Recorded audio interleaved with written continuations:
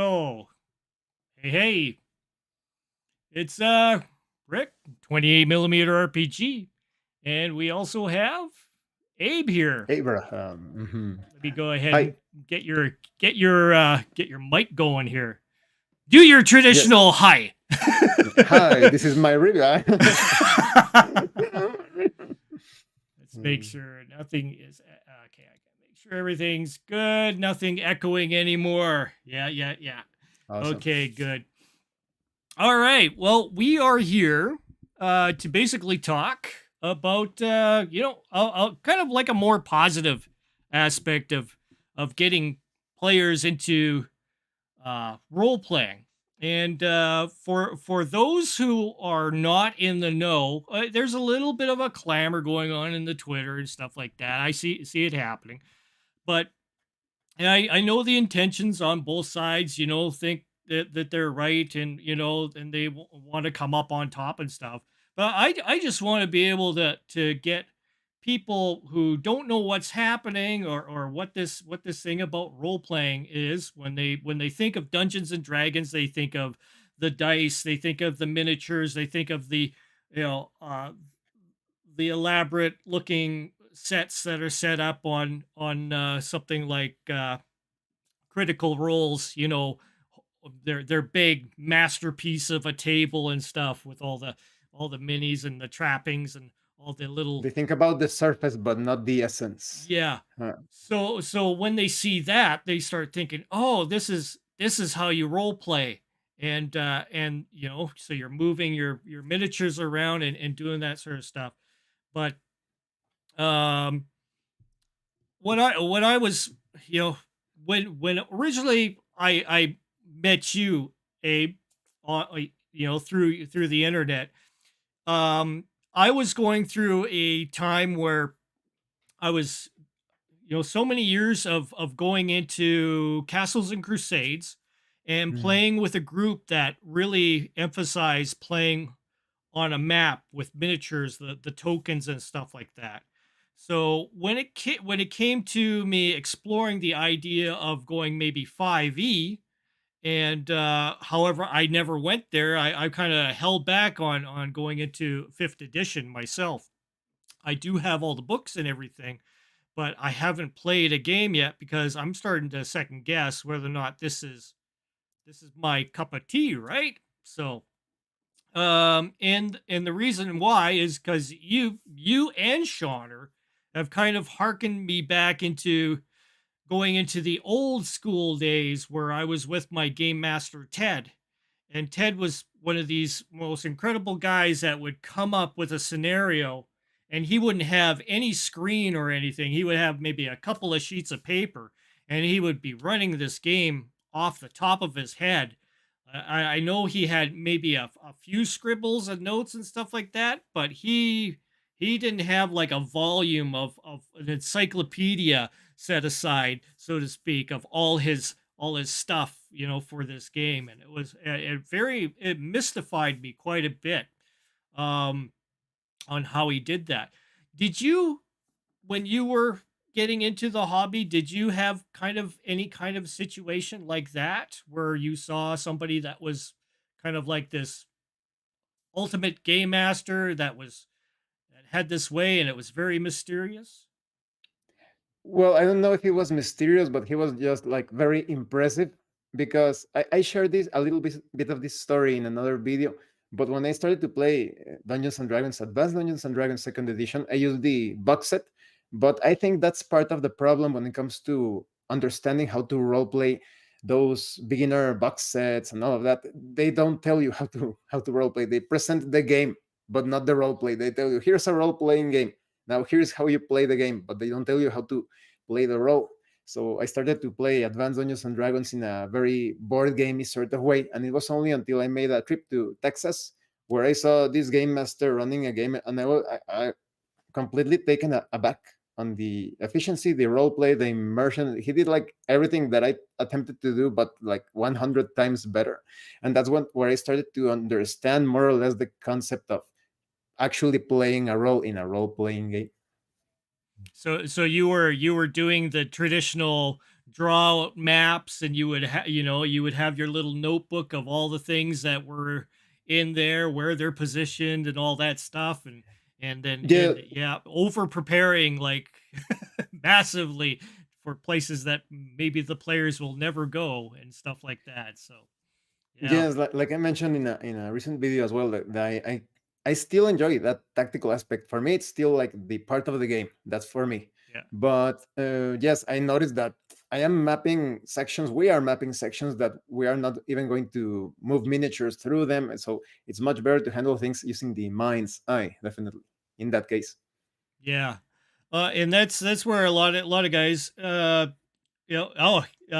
Big Bad RPG is saying, Abe, how do you make your hair so magnificent? Oh, thank you. Well, I actually do not use shampoo. I use something else. I actually um, use a combination of baking soda with apple cider vinegar, organic apple cider vinegar. That's my shampoo. Oh And yeah. before that, I actually spend 15 minutes with this combination of basically I put a banana. You take a banana and you place it in the blender. You blend it, and then you take all of that mushy stuff and you put it into a bowl with a tablespoon of olive oil, organic as well, and then I just put it all over my hair, and I let it sit for 15 minutes, and then I take a shower. But yes, it supposedly prevents you from losing your hair and all of that, so that's why I do it. That sounds like a nifty secret. I'm starting to recede myself, so maybe I Mm. should take heed and start collecting up some bananas up here. Also, drink horsetail tea.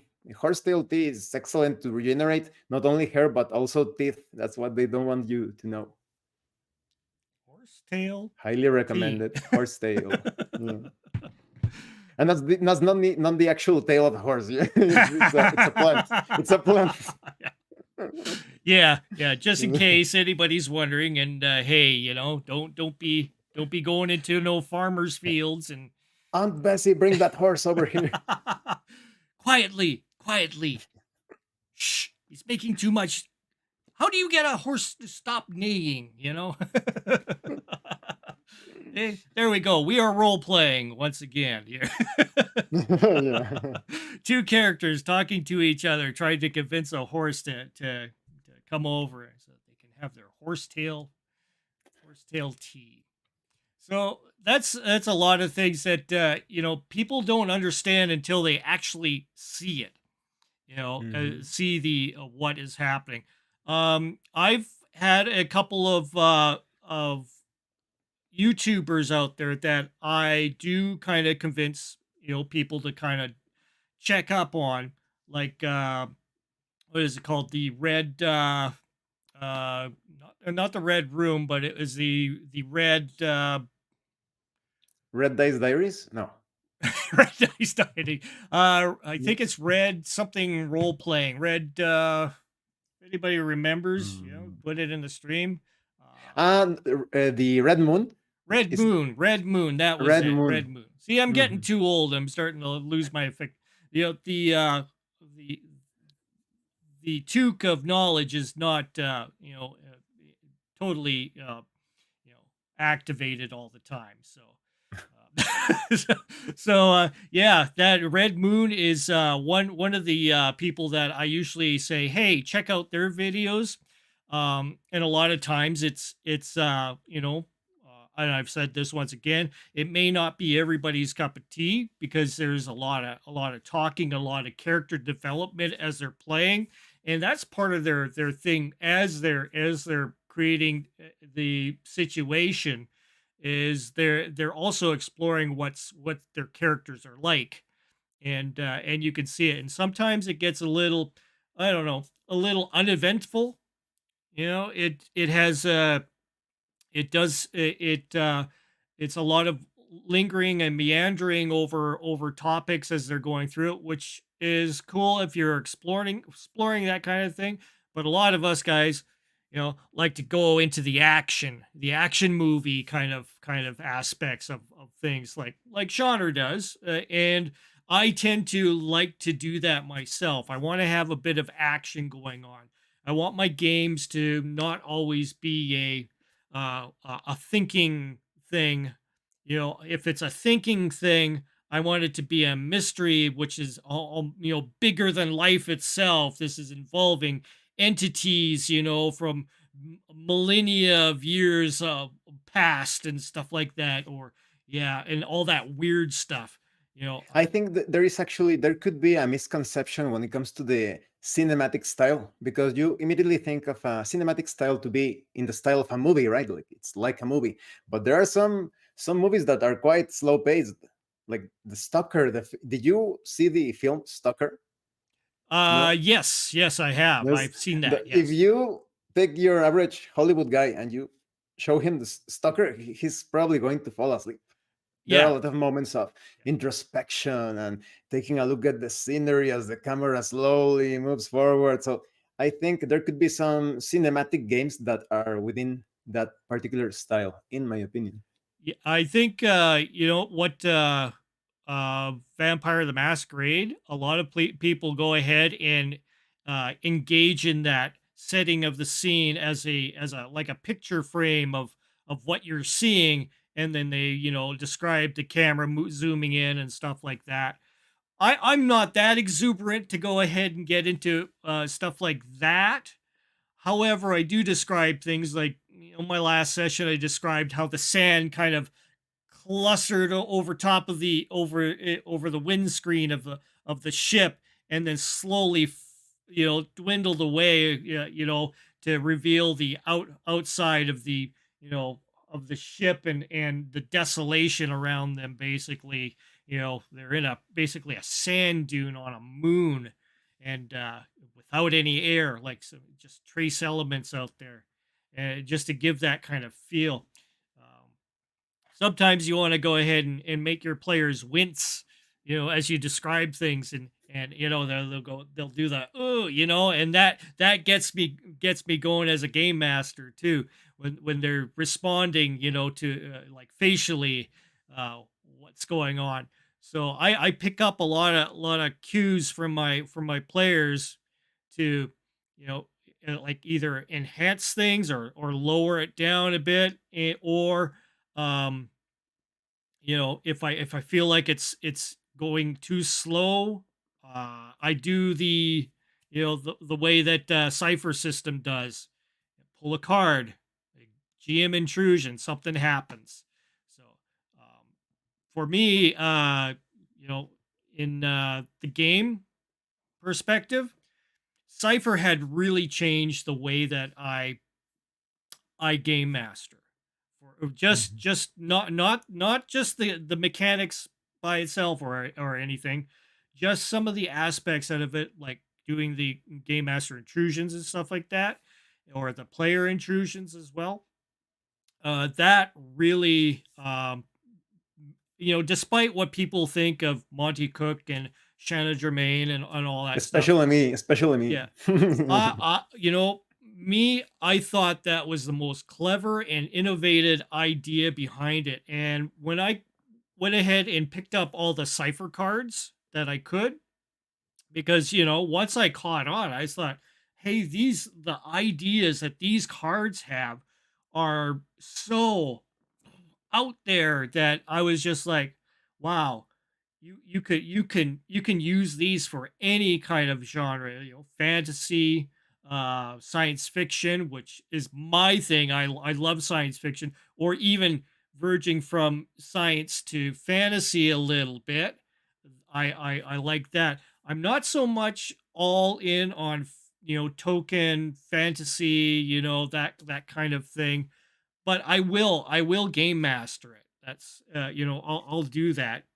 But, There is actually a freely game, a fifth edition version of Lord of the Rings coming out pretty soon. mhm, mhm. Yeah, yeah. That's Mm. I'm wondering how that's going to go. Did you ever have a game that popped up in your repertoire of games that gave you such cool ideas that you had to include them into pretty much everything that you do as a game master? Mm, Not exactly a role playing gamer, but rather a setting when it comes to Ravenloft, Okay. because I was used to the Faerun.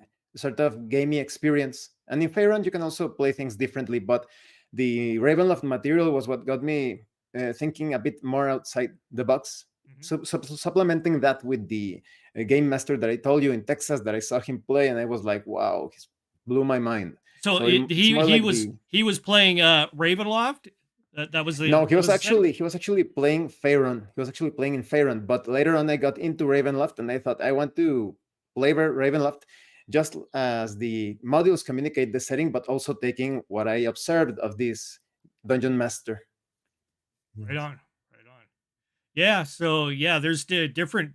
Despite just the actual being able to see it happen before you is a triggering mechanism that decided you're going to go down this route basically of I'm going to become the role player game master. Mhm. So there's also a lot of if you were to go ahead and take your role playing player self and insert yourself into a game, say say we'll say Bruce Lombardo, because Bruce has games which basically is centered around miniatures and stuff, which is cool. Okay, I collect miniatures myself. I play various. Just put it out there. I play various aspects of Traveler, where it's skirmish game as well. So I'm taking some of the old snapshot rules, and doing the skirmish game with them, as well as playing Traveler in a role play sense without any maps or minis and everything. So, everybody, hold your horses. There's a place for the board game as well as the role playing game. But Mhm. inserting yourself into a situation like that, I could see it would be kind of hard, because it kind of reminds me of my first encounter with my Castles and Crusades buddies that I started playing with Fantasy Grounds. And when the one player was seeing that I was playing my character in a way, he didn't understand that, my wizard was somewhat, had a wisdom problem. He had a very low wisdom. So I did play him a little flaky that way in some aspects, and he What were felt the he what fit. were the situations that you were getting into? That is, did you get the group in trouble or something because of it, or what? No, it was like it was certain aspects, like I would come up with ideas for spells that he was like thinking that, he was thinking I wasn't being efficient in my class. So he was getting Uh, angry that I wasn't uh, I wasn't doing things the way he would do it. He would use this spell and do this, and I was oh like no. thinking out of the box in a different way, right? Mhm. And it kind of clashed with me and him, and he was getting very frustrated to the point he was very angry. This was another player, not the game master. The game Mhm. master thought it was just like some of the weirdest stuff, but funny things that I was doing with this character, and making him kind of lovable, kind of a character, Mhm. but but helpful in his own kind of way.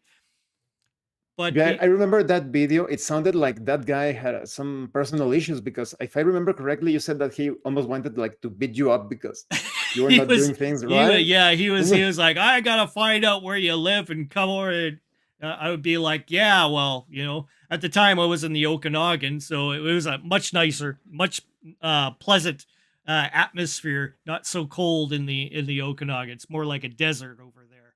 Mm.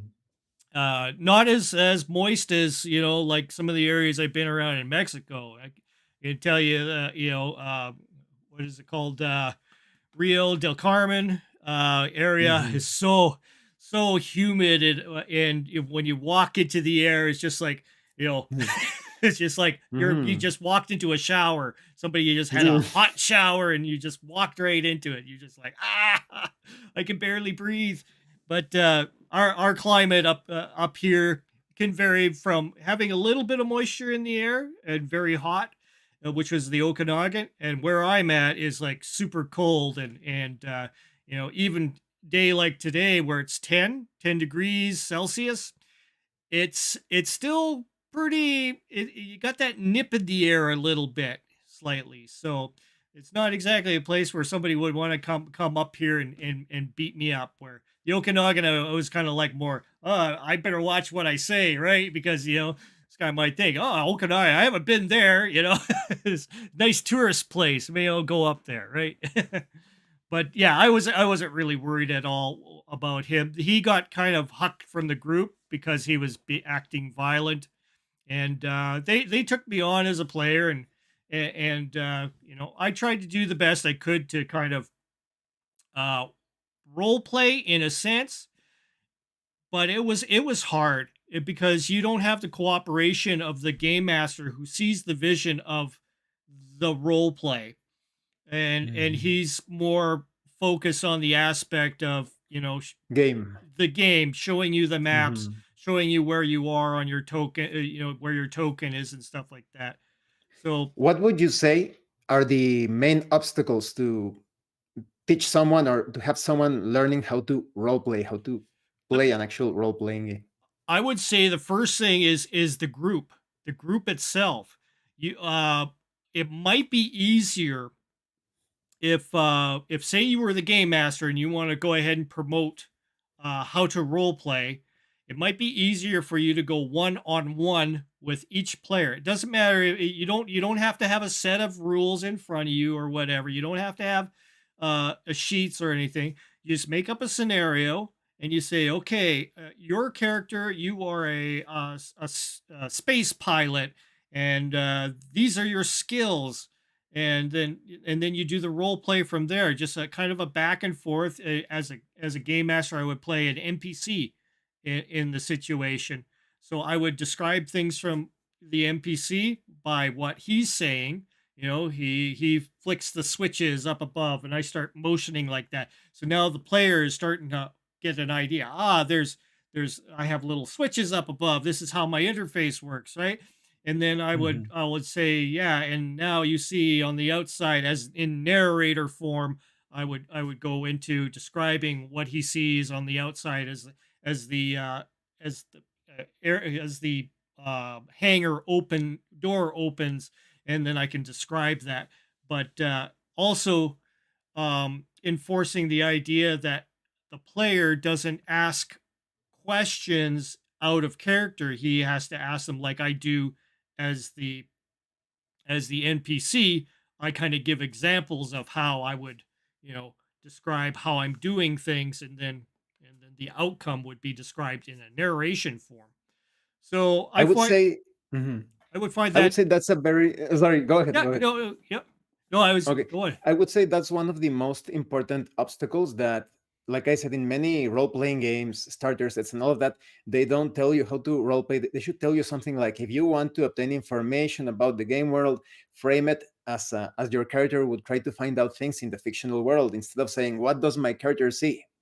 My character looks around the corner. My character looks outside of the window, or something like that. That's very important missing information, in my opinion, in role playing game Oh books. yeah. When you're talking about the actual manuals and everything that we are interacting with, the direct rules of 5e or whatever it is that you're playing, it does not get into this, this aspect at all. It gives you a little glimmer of interaction with the players, but it really kind of breaks it down to a lot of the mechanics interacting in those examples. So Mhm. you kind of lose that flavor of what the actual role play part. And really, it's never really defined in any of those books, anyways. Um, I'm even yeah, looking back at what I remember of the Holmes edition, which was the first time I started playing Dungeons and Dragons. Um, I don't ever recall seeing any kind of description that was saying, giving me instructions on stay in character, say stuff as your character or ask questions as your character by describing what you're doing. It wasn't until I met Ted, which he said he had a strict rule, which was no out of character talk. So, Mhm. and that's where I caught on to that kind of thing. So there's a lot of groups way back in the 80s, 70s and 80s, which is where I came from, that still played, open beer pretzels, hucking food at each other, Cheeto fingers, and they're just laughing and joking and stuff like that. Which is okay if you're usually hanging out with those guys anyways, and you just decided to, oh, let's play a little scenario or whatever. But I know whenever it was with Ted, it was like, we're doing a game tonight. You want to play your character Valgar? I say, sure, okay, I'll bring him in. He's like, okay, we're playing it this time. Then he sat us all down. Okay, remember, stay in character. Everything you say now is in character, and then I that's how think we that played. also reveals two obstacles. Well, one, there is a certain dishonesty even with yourself when you are saying or communicating to others that you actually play tabletop role playing games, but you are not actually not doing that. So when you could say that, oh, let's have like this big lunch together while we play role playing games, but they are just like eating and suddenly making rolls and playing like a typical board game. But it's all about that. I also think that it could be a bit of an ego thing, because if you take someone that has been playing, well, supposedly playing role playing games all this time, and you tell him or her, well, this is how you actually role play, they could immediately think, oh, I've been doing wrong these things wrong this whole time. No, Right. that's impossible because I am perfect or something. So you need a great humility. For example, that video that you recommended to us from the C4 Crispy channel, I think that's the name, Oh yeah, C4 yeah, Crispy. He does a great job. Even in the description of his video, he says something like, I am going to relearn role playing games. So you can see yeah. that humility. We all need to be humble when it comes to learning all sorts of things. And if you lose that humility or humbleness or whatever you want to call it, you're going to stop learning. That's the dead end for you when it comes to learning about tabletop role playing games. Yeah. Yeah, basically which is why I'm doing this now with you, because we're trying to be the cool heads on the topic. And that's the thing. I've in my real life job, I train people to sell stuff. Mhm. That's my goal. I'm a floor operations manager, so I observe what my associates are doing, and I see how they can possibly improve, maybe how they say things. So I'm always keying in on that. And when they do an awesome job and they sell something, and mind you, this is not commission based selling. This is on the floor retail. I'm trying to train my people to become the best representatives of the brand they can possibly be. And I praise them when they do some really good things, and I have the time to kind of you know give them examples of how maybe I would approach a couple of things, and we would do a little bit of what would be a role play in a situation, and I would come up to them as a customer and maybe like, That hi, actually, yeah, yeah, hi, I'm looking for some socks. Could you recommend me so I do something like that, and and they would clue in, and they would go, okay, what kind of socks are you looking for? Do you want dry wear or do you want this? And then I would go, yeah, that's good, that's good. Introduce the different innovations and stuff like that. But that's how I help people in my real life, job, and that's part of what I do.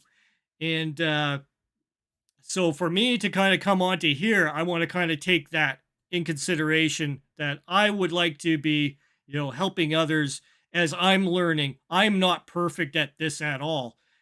You can watch my videos. You can see how I've changed from, working in a virtual tabletop, and I'm keeping those on there so you can see the frustration on my face when I can't untarget or target things, and I'm spending so much time trying to fiddle around with the little intricacies of the virtual tabletop that you don't see in the background, and Mhm. then you see how it kind of overrides what I'm doing, which is we're supposed to be in the moment playing a game and getting a lot done. in the time allotted.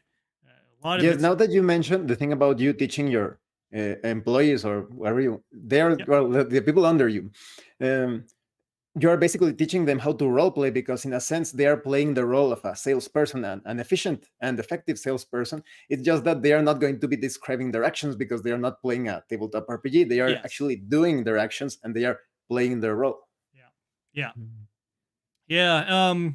The thing is, I explained to my associates as well. I say I am not an extrovert. I am not an outgoing kind of person. I am actually an introvert, but because of my what I've done throughout my life, I've had to sell myself to different people, and so I have to put on this facade of an extrovert, a person that's go go go kind of idea. Although I am very energetic when I get into doing something, like if I was back in my tile setting days, which I did for many years, um, I would go the extra mile into making everything perfect and everything and work as quickly but responsibly as I could. In the meantime, teaching say another person who's learning off of me like an apprentice, I would be showing them the right way of doing things and trying to be gentle about it because I don't want to scare off a good a learner, somebody who's willing to learn. And I think that's very important. If you learn these things, you can become a good teacher, hopefully. And use that to go kind of bring other people into the fold. There's a uh you have any thoughts on that or anything? Well, I think it's important also to understand that they should make the role playing their own method, their own technique. Because, for example, this could be a bit unrelated, but I have met people throughout the years that they actually, for example, hate martial arts because in the past some martial artists beat them up. So now they hate martial artists. No, they do not consider them. But I have trained people that were in that mindset, and I basically showed that martial arts is something that you make your own. So when it comes to role playing, it is not something from that YouTuber that is talking about how to role play. This is not about the people that you see playing at your hobby store. This is about your own method, your own way of role playing. It's also important, I would say, that no matter the system, if you are a role player, you can role play any tabletop role playing game whatsoever. Some people could feel a bit put off that when we tell them that you should speak in character, that you should describe your actions, they think that you have to do that all the time. But there are going to be some moments, as you mentioned, from the cipher system when you play your interruptions, or you play this card or this resource. That's in a way that's out of character. The character is not going to do that in the fiction. Wait, I have this little card or this token. No, Yeah. that's out of character. But you need to be able to jump immediately back into character when the situation requires it. Exactly. There's some really good examples of that. I would say in that Red Moon role playing, especially in their Call of Cthulhu kind of stuff. Because I kind of mentioned this on our Discord. I posted the exact episode that occurs within the 5 minutes of the start of the game, which they example how they do the die roll mechanics, how the game master announces the die roll mechanic. They get it done super quickly, and it's back into the role play again. So, Mhm. which leads itself to sometimes the you know the game system, the game mechanics are very important, where when it lends itself easy to do the role play and then just bring in the die roll mechanics and then pull back, and then you're back into the game again. Traveler's really good for that, I find. Cipher. um what games would you recommend as probably really good ones to have a beginner start off in? Quick and classic. Quick and classic, definitely, because of the simple rule set. It is so fast. Everything happens so fast. For those of you that are unfamiliar with quick and classic, you basically make a single die roll for the entire combat round. That's it. everyone describes his or her actions, and based on that, the game master is going to figure out the die that you need to roll. If you have characters that are quite, they're not very skilled in combat, maybe you will end up rolling a d4. But if you have like combat savvy characters, maybe you will roll a d6, d8. It all depends. But that's, I would say that it promotes role play quite a bit because you are focusing on your character's actions. In fact, in the current campaign that I am running, I make all of the rolls. Oh, okay. Before that, my players, they took turns, like, I want to make the roll for this combat round, no, I want to make the roll. But sometimes they end up either celebrating each other or blaming each other that, oh, your roll was terrible, now we took damage during this combat round, or, oh, way to go, you saved us, and all of that. But I said, oh, you know what, I'm going to be do it the opposite way, because there are some RPGs where the players do the rolling and the game master rolls no dice whatsoever. He doesn't roll. Yeah. But in this case, I'm the one making the rolls, and the other ones I like hoping for that fortunate result of the dice. Yeah. We've got a lot of movement going on the when I'm looking this way, I'm looking at the at our Chat. at the chat here.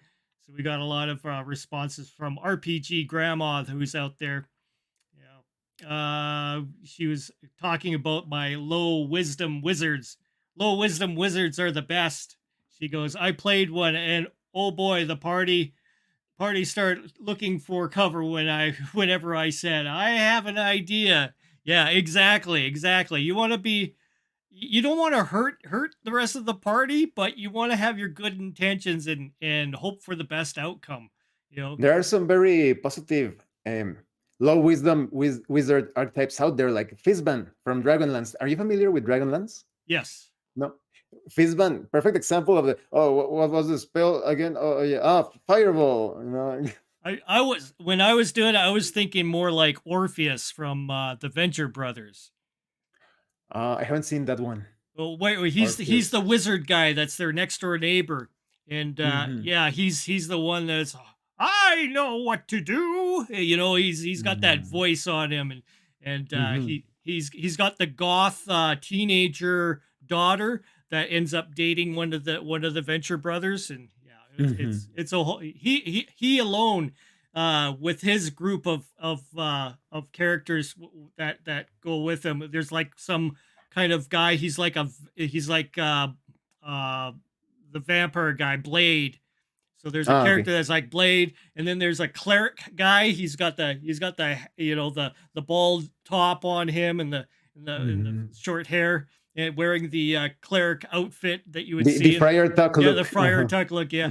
So and then they would go off on these adventures in the Venture like off on their own kind of thing in the Venture Brothers shows, scenarios, and do their own thing, which was I always found was hilarious and fun to always watch. Yeah, he's got that kind of quirkiness. He's got that kind of it's not low IQ. It's like he's thinking in a totally different realm, and nobody understands what the heck he's talking about sometimes. So yeah, because he's like a Doctor Strange, you know, kind of like that, but stranger. Let's see. Yeah, body language, definitely body language helps a lot. You know, especially when you're in a room together, it's a lot easier to convey that, you know, the body language. I do try to be a little bit more animated when I'm doing things, so I can kind of, you know, show with my hands and stuff in you know, the spectrum of us using cameras here on an online game, to try to be that way a little bit. Sean Cherry is also in the chat now as well. We have Don Incognito as well. Cool. Thank you guys for popping in. That's awesome. Now RPG Grandma says, I've been in super mechanical games with very little role playing, and they are not as fun as when people get into character. And yeah, that's true. I think my last episode, my last live, which was on Sunday, I had to stop myself from intervening as the narrator. I had to pull back, and you could see me pull back a couple times. I guess this is going to be almost like a GM's diary as well, so I can explain some of the things in my last game. I had to pull back in order to let the role play happen with the with the characters because they were having a good time talking to each other. And those are the Mhm. times when I find I can sit back, listen to what they're saying, and kind of write a couple of notes down and get some ideas on what they're doing. Um, and kind of think kind of a step ahead of them.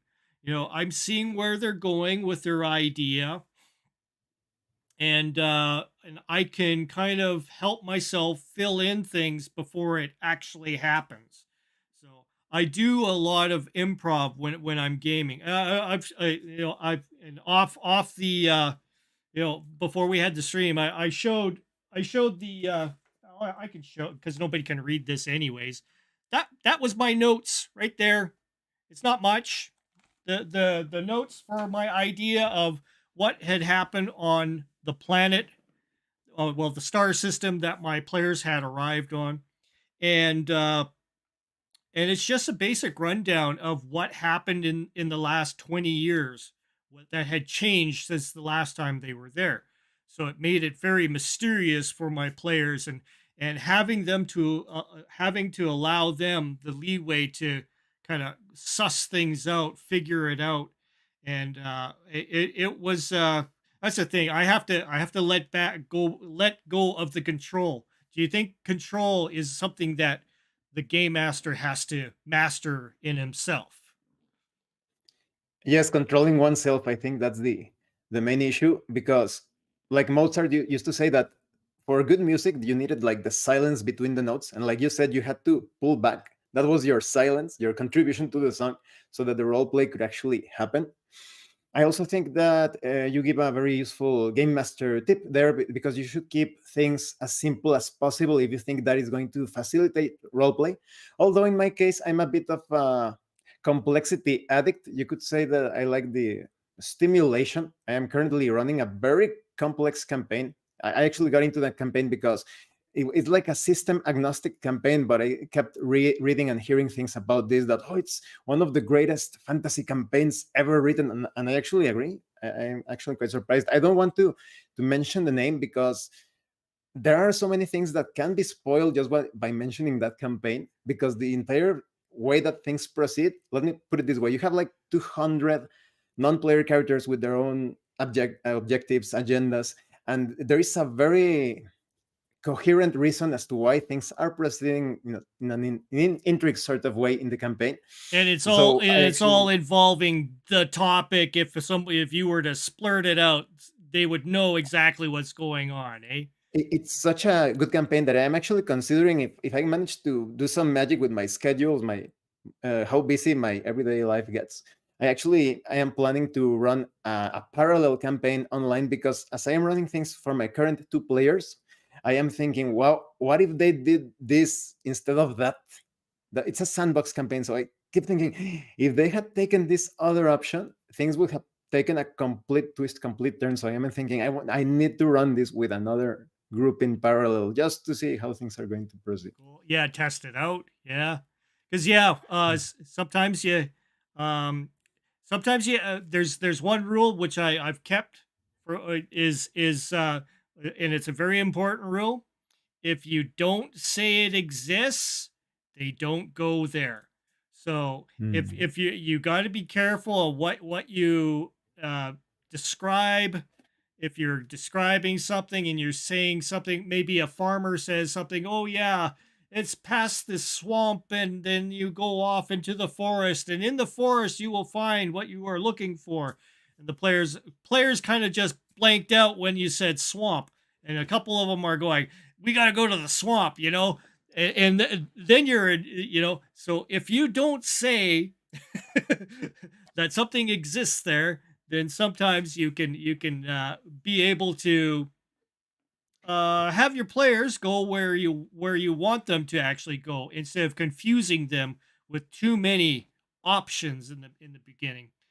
I So think that what helps, that serves as a certain anchor, is when the group itself, the party, has a strong objective. They are focused on a particular goal, and everything else becomes secondary or additional to that. yeah, In the yeah, campaign that I am telling you, they're basically a diplomatic group.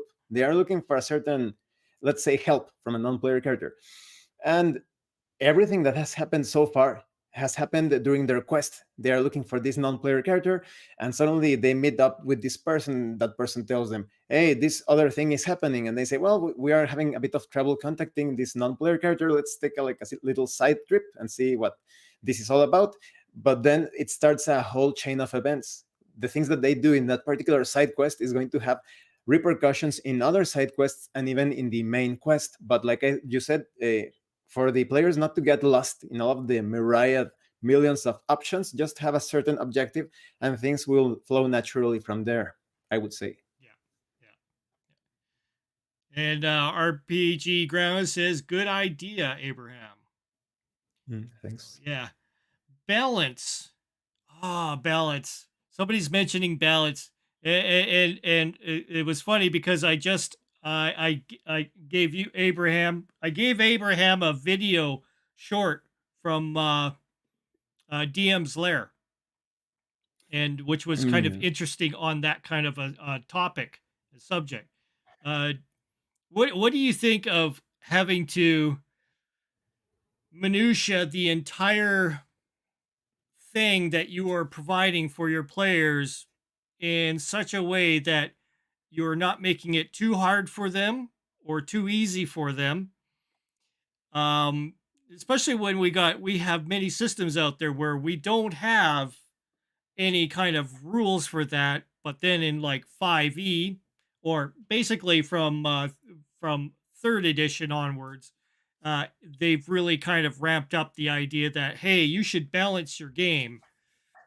um I just want to say, as my favorite character that I had played, a warrior, a human warrior named Valgar Bloodflight, Warrior of Chaos, and other breakfast cereals.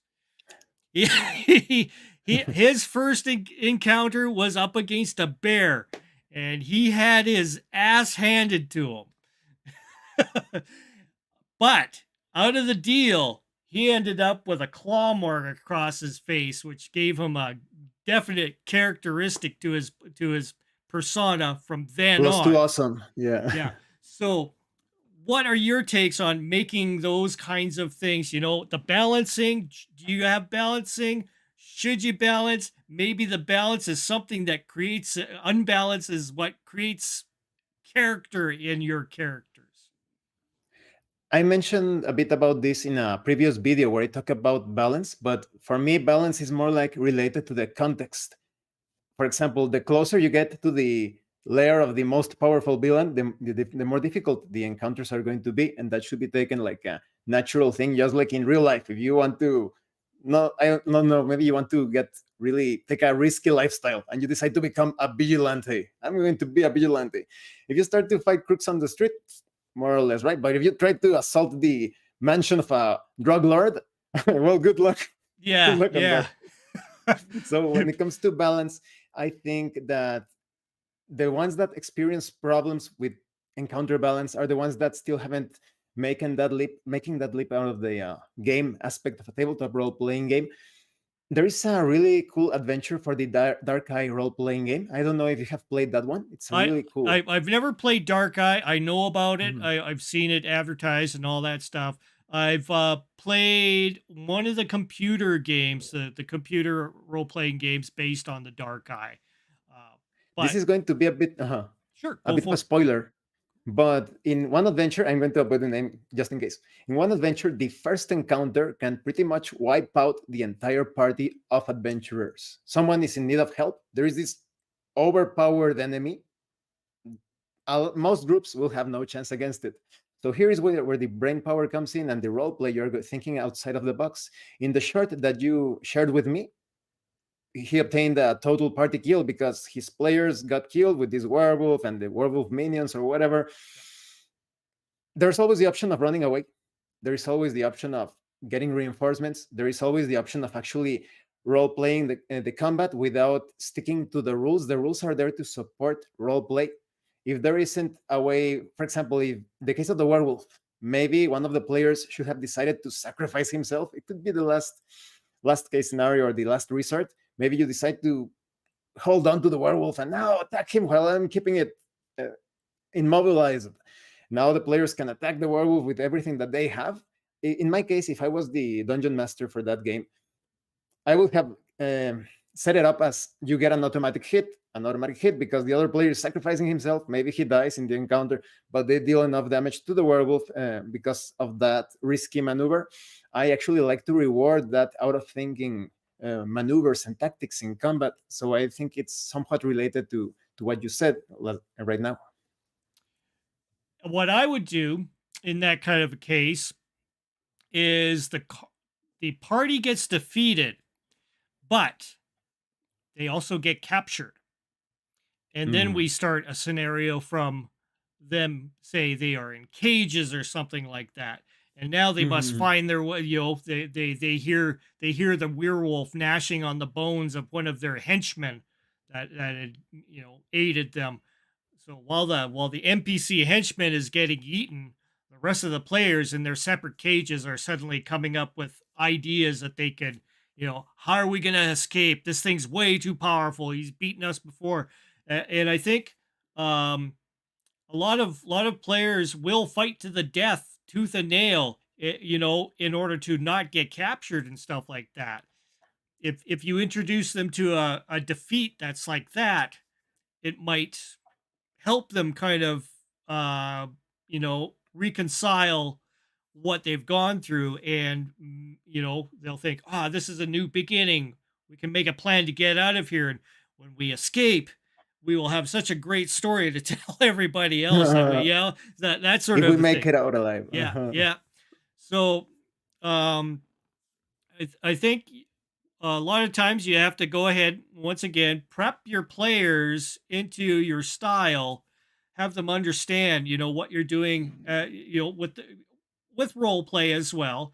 You know, um, like I say, one to one with players at first, then draw them all together into a group. So now they know the basics of how to role play. Uh, Now they won't be so scared about what they're doing. They won't be so do, am I saying it in character, out of character? They might be a little bit more relaxed and stuff like that.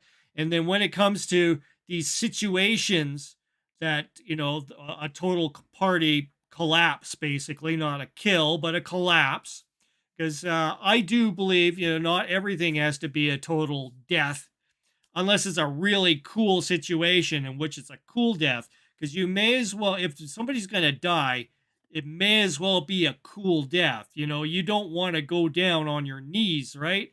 So Mhm. sometimes I will have a chance that, as the player is getting, basically the life being choked out of him, and he's like, oh, my last stab, I'll let him do, if he's role playing, I'll let him have the chance to, maybe the thing does the, my eye, and hucks down the player, and then runs off, because it's got a wound, which it will remember later on to get revenge on that player. And perhaps in the future, maybe the player gets captured, and the bad guy who now has a patch over his eye is like, I'm gonna make you just like me, kind of, and get the intensity in the situation at times. So I think Sometimes what you think is the end is only the beginning for the yeah, character or even for an exactly. entire adventure. That reminds me, what was the name of this game? It's a Nintendo DS game.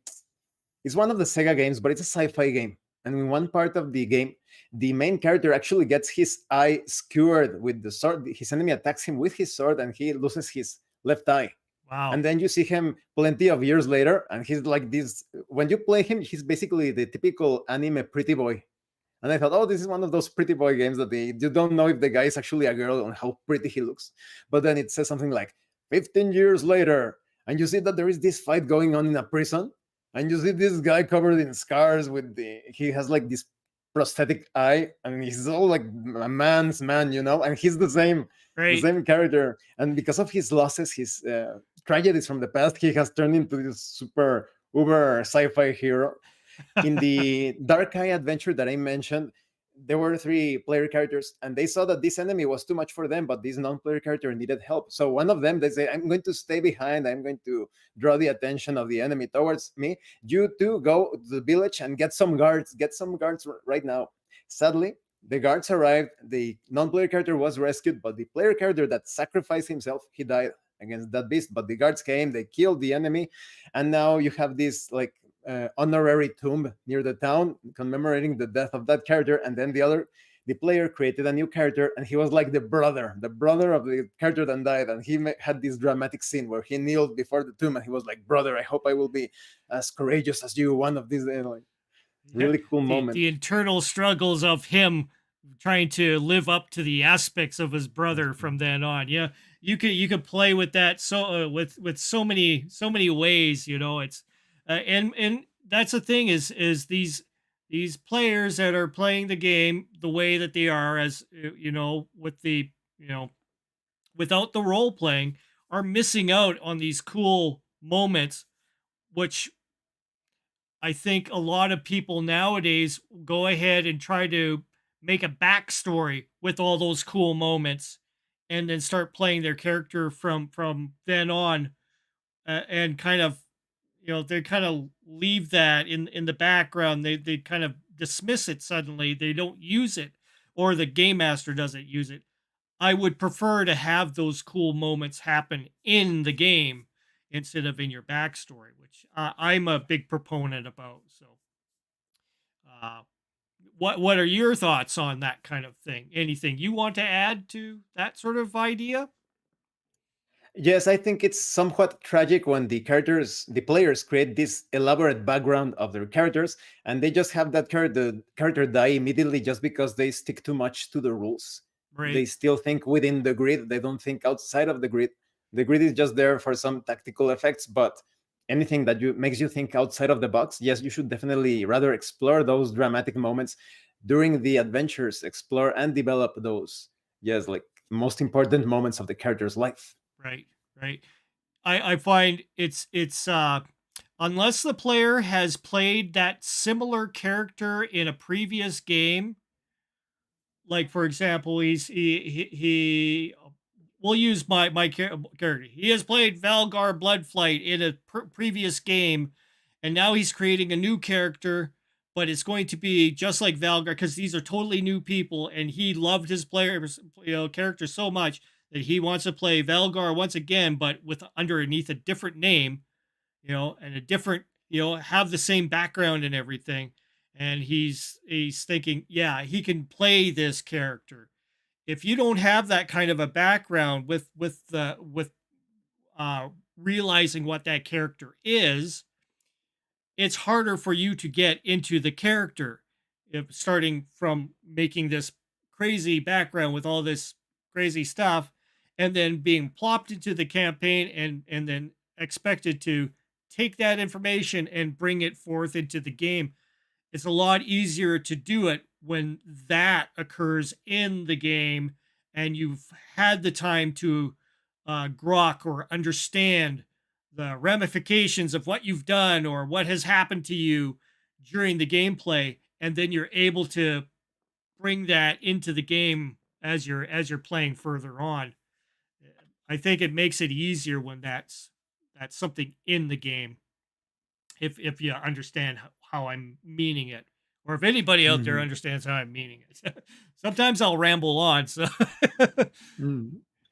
and get lost into my thoughts on things. So, but any other things that you think could be encouraging, role playing, like or any kind of other things you want to bring up on that topic, on getting players and game masters to start exploring this a little bit further? Just putting more emphasis on that you should make role playing the technique your own expression, and that you can apply this to any tabletop role playing game. I had a couple of commenters asking about if you could actually have an immersive experience when playing a Powered by the Apocalypse RPG. It was Full Metal State, one of my viewers, and Runwise Gamgee, and I made a video talking about that. And I displayed in that video that even if you have a system like powered by the apocalypse, for those of you that do not know, when it comes to checks, you make your roll, and depending on your roll, you obtain like certain bonuses, like, oh, you were successful in this roll. Now you get to obtain 3 pieces of information for this. So let's say that you are playing as a character, a ranger sort of character, and you arrive with your group. You are investigating this druid's grove, and you're like, I want to look around the area. I am paying attention to see if there are tracks, if there are broken twigs and crushed leaves and all of that. And you make your roll, and the game master says, you did great on your roll. Now you can obtain 2 vital pieces of information. And now the player could say something like, I pay special attention to the tracks to see if there was some sort of struggle in this area. I also want to pay close attention to see the number of people involved in this event that happened a few moments ago. And you could communicate, there was no struggle here. It was a peaceful meeting. And by the looks of it, there are not only human tracks, but also animal tracks here. And so the player gets that opportunity to look to the rest of the party, and they could tell the rest of the party, it seems clear to me that there was not a battle here. And this is probably the same group with the war dogs that we were chasing around just after Red-Nosed Gregory made his escape from the jail. So you have those really cool moments. It's a powered by the apocalypse situation. You're not going to be like, uh, I want to know if how many people were here in the grove, and I want to know if there was a struggle. Now you handle it everything through roleplay. That's bringing up a thing that I'd like to mention too. What you were talking about, that uh, like the game master giving information, and then the player himself or herself, whoever it is now having to reiterate that information to the fellow companions around him. That's important, that you as a player don't just lay back and say, okay, well, the game master has already said everything, everybody has heard it. But no, you as the player, you should uh represent what was told to you in your own words in order to make it authentic, because you could, if you wanted to, as that player, keep back little bits of information, depending on what Mhm. kind of a character you are. You might be, wanting to have an advantage, in knowing certain things about this yourself for some, you know some reason.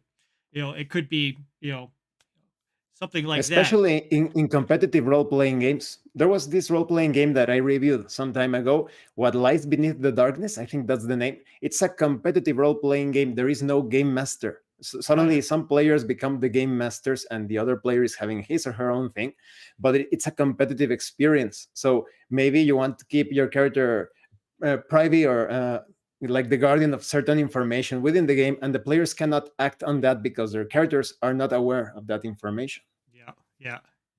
It always makes kind of like a cool, interesting thing that happens, and you just don't get that with the with the miniatures, and stuff. In combat and stuff like that. There was a thing, I was talking to you guys, both you and Sean, or way earlier, when I first started to talk about that kind of aspect. Where how do you translate the pillars and everything in the room, the shape of the room? How do you, and the corridors where they sprout out? Like, in your head, you have an idea, but in everybody else's head, it could be a totally different thing. The pillars could be here. That doorway, instead of being side by side, could be here and also there. I had to learn once again to let go of that aspect of the game master. I now, I think one of the better things I've done is if I detail what a room is, with how many exits and the details of the room, probably maybe about 4 or 5 aspects in it.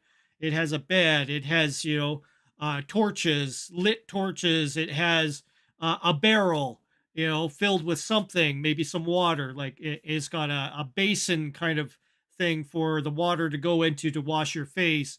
It has a little alcove room where it's kind of like a closet with little keepsakes in it. It doesn't matter to me from now on as a game master where those things are in the room, because I want my players to be free to grab the thing if they needed to, the basin, throw it, in the way of the incoming intruders that have suddenly purged the room, or whatever. I want it to be as dramatic as they can envision it with all these things. And I find that letting go that kind of a control, and letting the players, determine where stuff is, unless of course you're doing say something out of the original Tomb of Horror, where you had the picture of like the sword, and there was a staff, and then there's like and there was a particular thing that was going to happen if a player touched something or did something. I think a picture speaks 1,000 words there, and then you know you don't have to go into the detail of relaying all this information. You could give a brief description and show them the picture, and then the Mhm. players can go, okay, we have a common idea of what's happening. But to separate those kinds of ideas, for the players when you're doing theater of the mind, I think that's important. Where you want to have that detail, show a picture.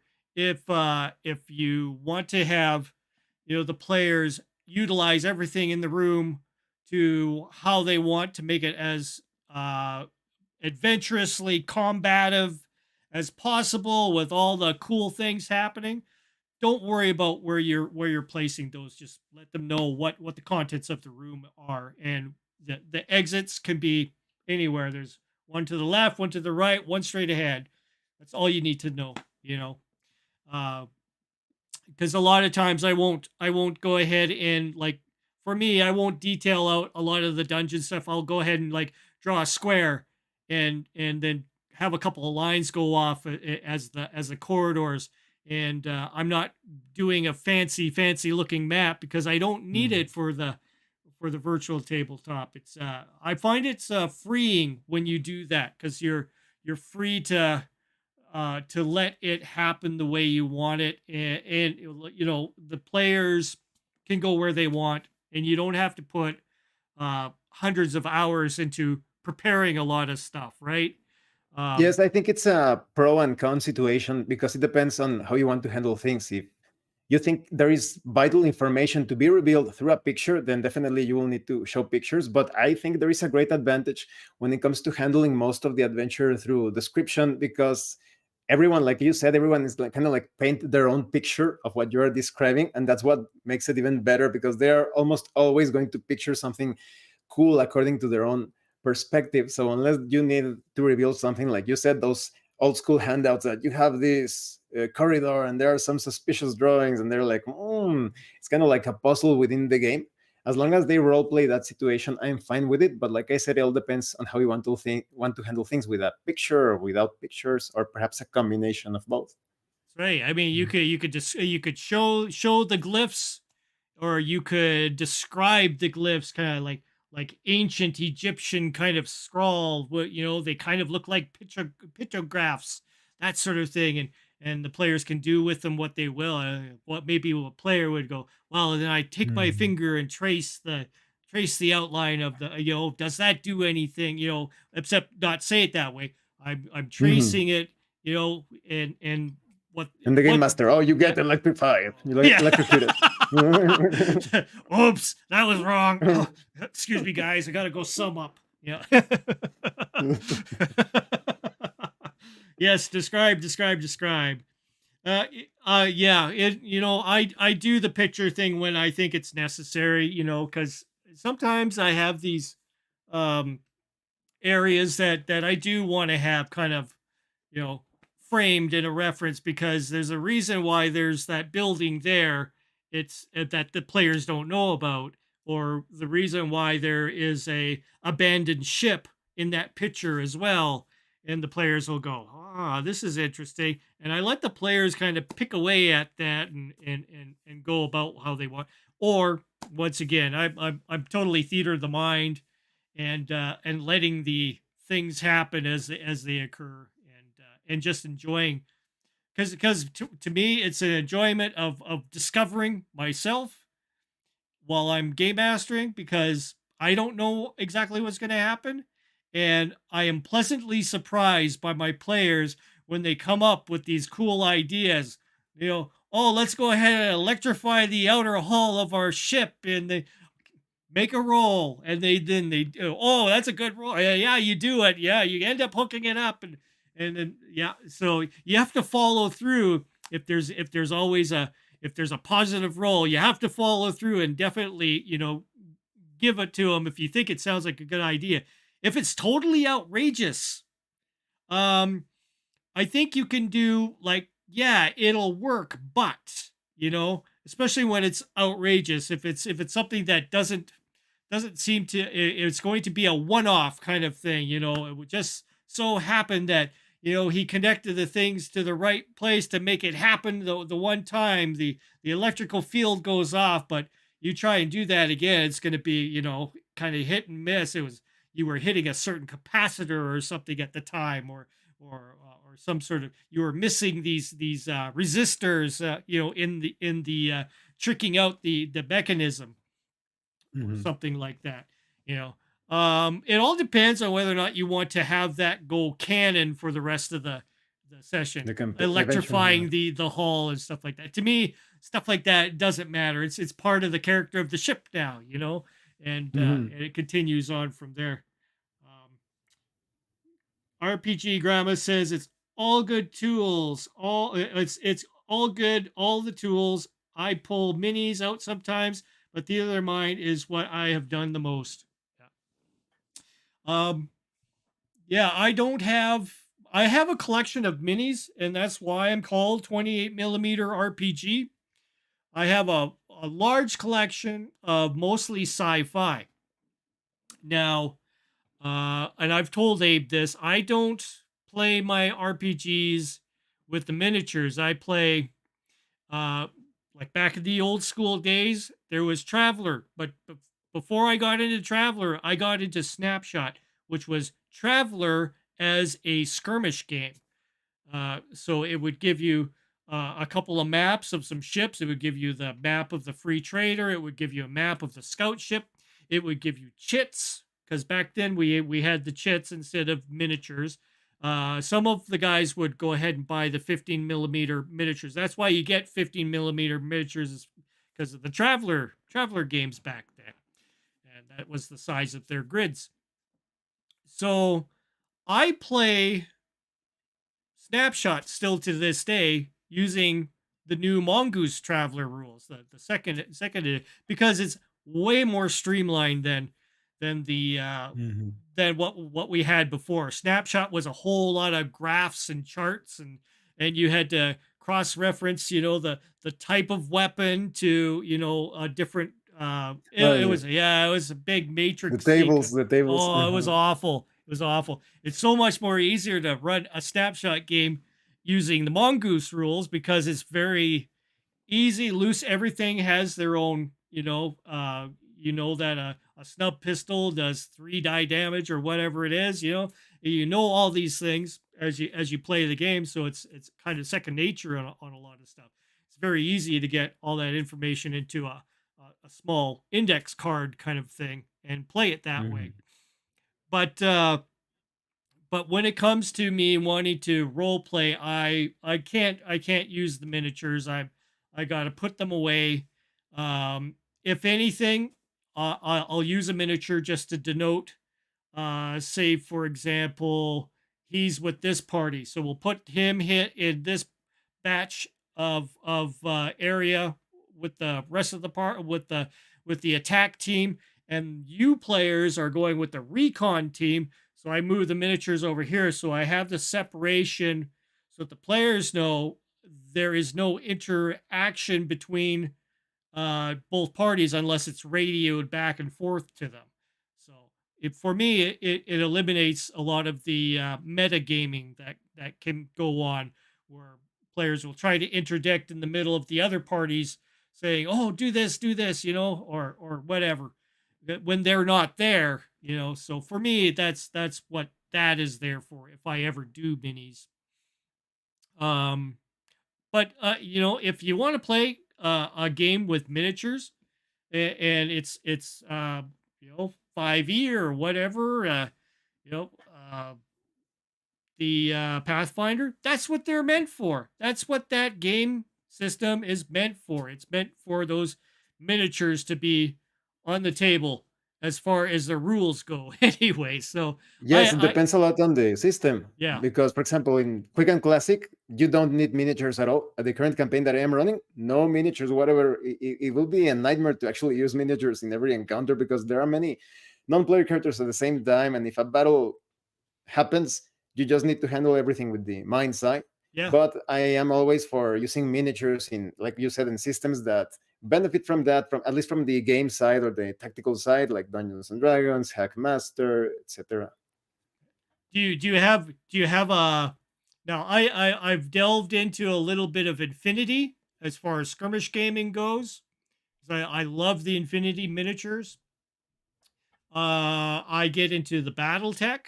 I play BattleTech. I play the both the role playing as well as the miniatures game. The strategic combat kind of thing.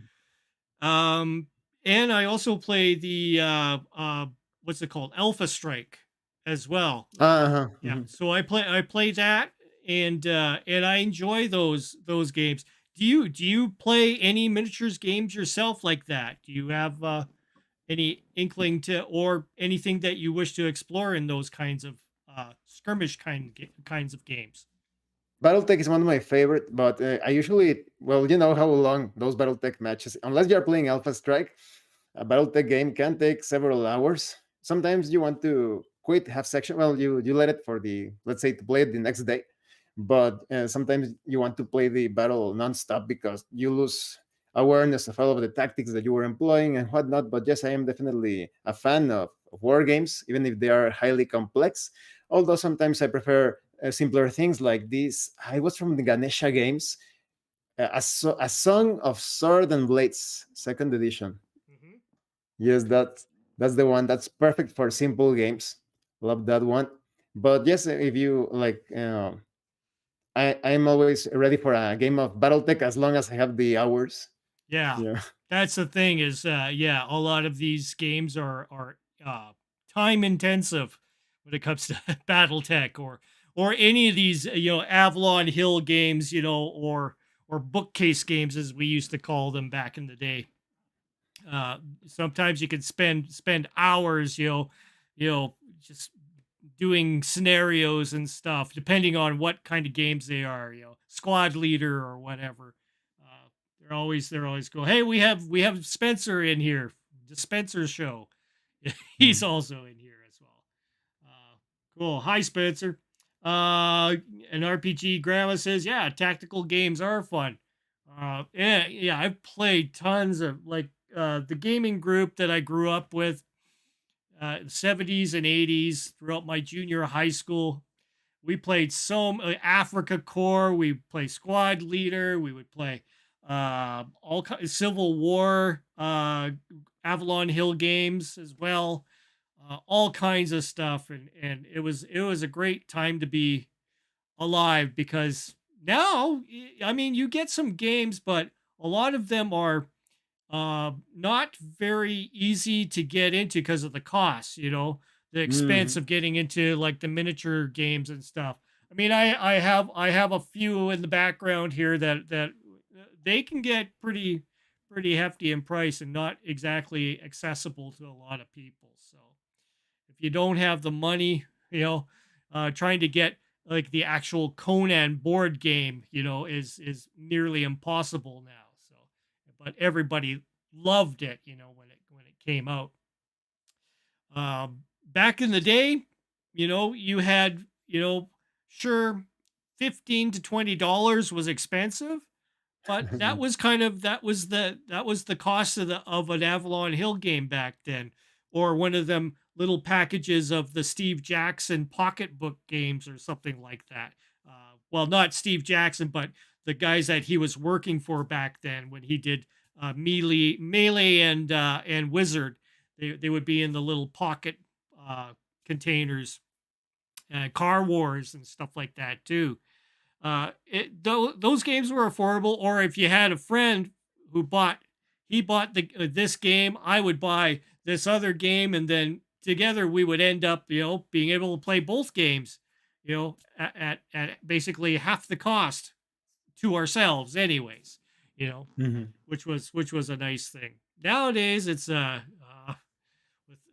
they're so expensive now. So Well, it depends on what you want because, for example, in War Game Vault, they always sell these war games that are miniature agnostic. You can play them with pretty much tokens if you wanted to, yeah, but it all depends on what you're looking for. If you're trying to get into Warhammer 40K, well, good luck with that. You're going to need a lot of money for that. But yeah, when it comes to War Game Vault, just pick a game. There are hundreds, if not thousands, of war games that they run pretty well because I think most of them are made out of love, like a love letter to the hobby. So you can purchase your game. That's the only purchase you need to make, and then you yeah. use whatever you have, your miniatures, your counters, whatever. Yeah.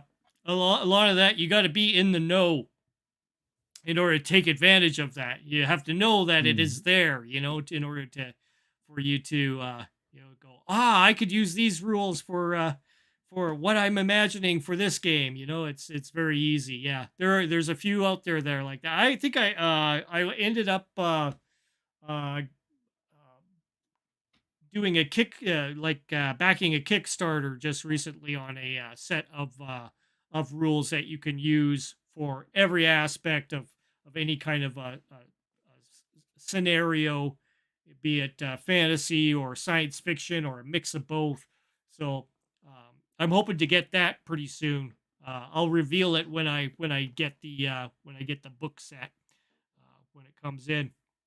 But yeah, that's the thing is, if players people don't know about these games that are out there, the free ones, that work very well.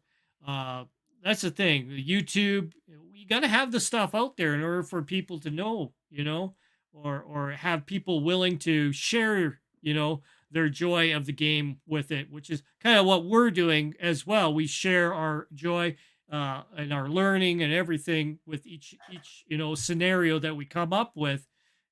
Especially when I'm doing my traveler games, I want people to chime in and say, okay, this was cool, or they may have suggestions on how I could do things a little better. I think Enjoy. the problem has a bit to do with how commercialized YouTube has become, Yeah, because a lot of people have become aware of how much money you can make if you make the more fast food sort of content in YouTube. So they are not going to be sharing all of the obscure, awesome games that they find. They usually like identify the brand. So Dungeons and Dragons, so Pathfinder or whatever, no? And they start to produce all of that content. They are obviously not going to talk too much about roleplay because a lot of people are going to be roleplay. You need to be creative for that, right? You need to use your imagination. you That's need to very be hard. I you prefer need to be an actor. an actor. You need to be an actor. So obviously they are not going to encourage that sort of audience. They are not going to watch their videos, and therefore their profit will go down. So Yeah, that's a bit of a problem. But when it comes to, well, smaller channels like us, I think it's somewhat of a duty to inform people about these sorts of things, at least in my opinion. yeah, yeah. I'm very. I will not monetize my channel because I am not going to go down that direction. I would rather have people come to me, watching my stuff because they like it, not because I'm promoting a certain product. I see a lot of like 𝚃𝙰𝙻𝙺𝙸𝙽𝙀 and Bob the World Builder, for example. They've built their entire communities basically on fifth edition. So now they're kind of confronted with this idea that, hey, if I leave fifth edition and go checking other things, I might be isolating a lot of my you know, viewers. So there's a lot of concerns there about that, and totally understand, why they're wary about trying to promote something different, or walk away from fifth edition. And I kind of feel fortunate because I haven't done that. And I mean, certainly there could be a day that Traveler go like Mongoose Traveler goes totally woke, and does the does the thing where I would be like, I I've got enough self-respect that I could still do, a Traveler game. I do Cipher, and everybody who can be critical about Monty Cook and Shanna Germain, and the rest of the rest of the guys that have created this product, Several despite. years back, I was Yeah.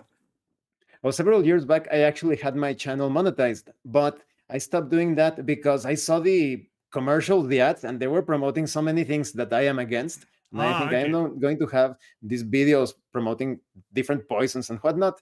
So I decided to remove that. And I actually only have like, oh, you want to support the channel? Take a look at, you can send me a gift certificate from Amazon or Drive Through RPG. And that has been working pretty well so far. That's good. That's Maybe I good. will open a Patreon later on, but like I said, mostly because of the ads.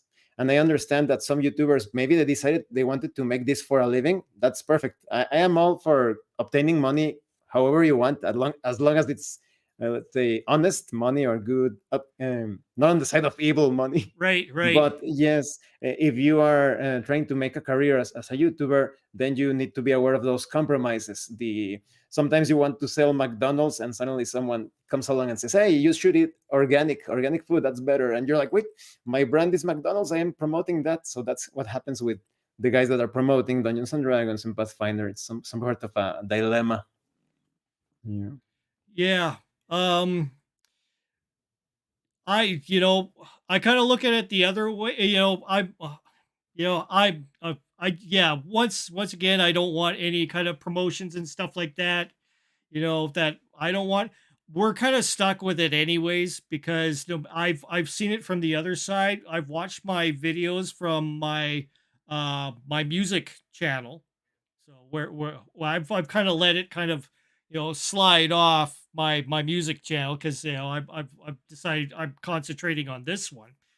And if I go ahead and look at one of my videos from that side, sometimes I'll get an ad. So they put ads on there no matter what. So yeah. Like I said, I don't monetize my channel, and sometimes I see ads in my own videos. And I'm looking at my own videos, and they run these ads. I'm, that's not ethical, YouTube. That's not ethical. Yeah, yeah. I mean, yeah, sure. They want to they want to make some money, I guess, somehow. Attract some sort of a you know it's the advertising. They need the impressions, so they need to have our channels out there to go ahead and show these ads. So I Hmm. did put the link in the chat here. If there's anybody like Shadow and Sun or Spencer or anybody RPG Ground, it doesn't matter. You can go ahead and pop in and we can bring you in as well. Um, because we can go off into other topics of course too. Ethical YouTube, yeah, Shadow and Sun, ethical YouTube with question marks, exactly. Um, but I'm just glad I haven't kind of hung my whole thing on my channel, and in order to gain revenue, in order to appease a certain uh, group of players like 5e, and then I would be stuck with it kind of idea. So Mhm. I do look at it. You cover so many different games on your channel. um, you do influence me on some of the stuff. Like, let's see. Oh yeah, the Goblin Slayer. I have that as well. So Goblin Slayer RPG. I think that's a pretty cool mechanic in there as well. Mhm. Very simple D6 kind of thing, which makes things very easy to play from. Um, but my usual go to for fantasy is going to be Castles and Crusades, of course, which is very much like second edition meets third edition kind of idea, almost. I have Castle Crusade. I think it's a very good game. Yeah. So, Mm. do you have the ones with the new covers on them? I don't have the latest one. I have the seventh edition one, I think. Okay, yeah, yeah. So Mm. there's a seventh, but they do have the latest one is pretty darn. It's pretty much a reprint of the seventh, but with the Okay. nice looking covers and everything as well. Hmm.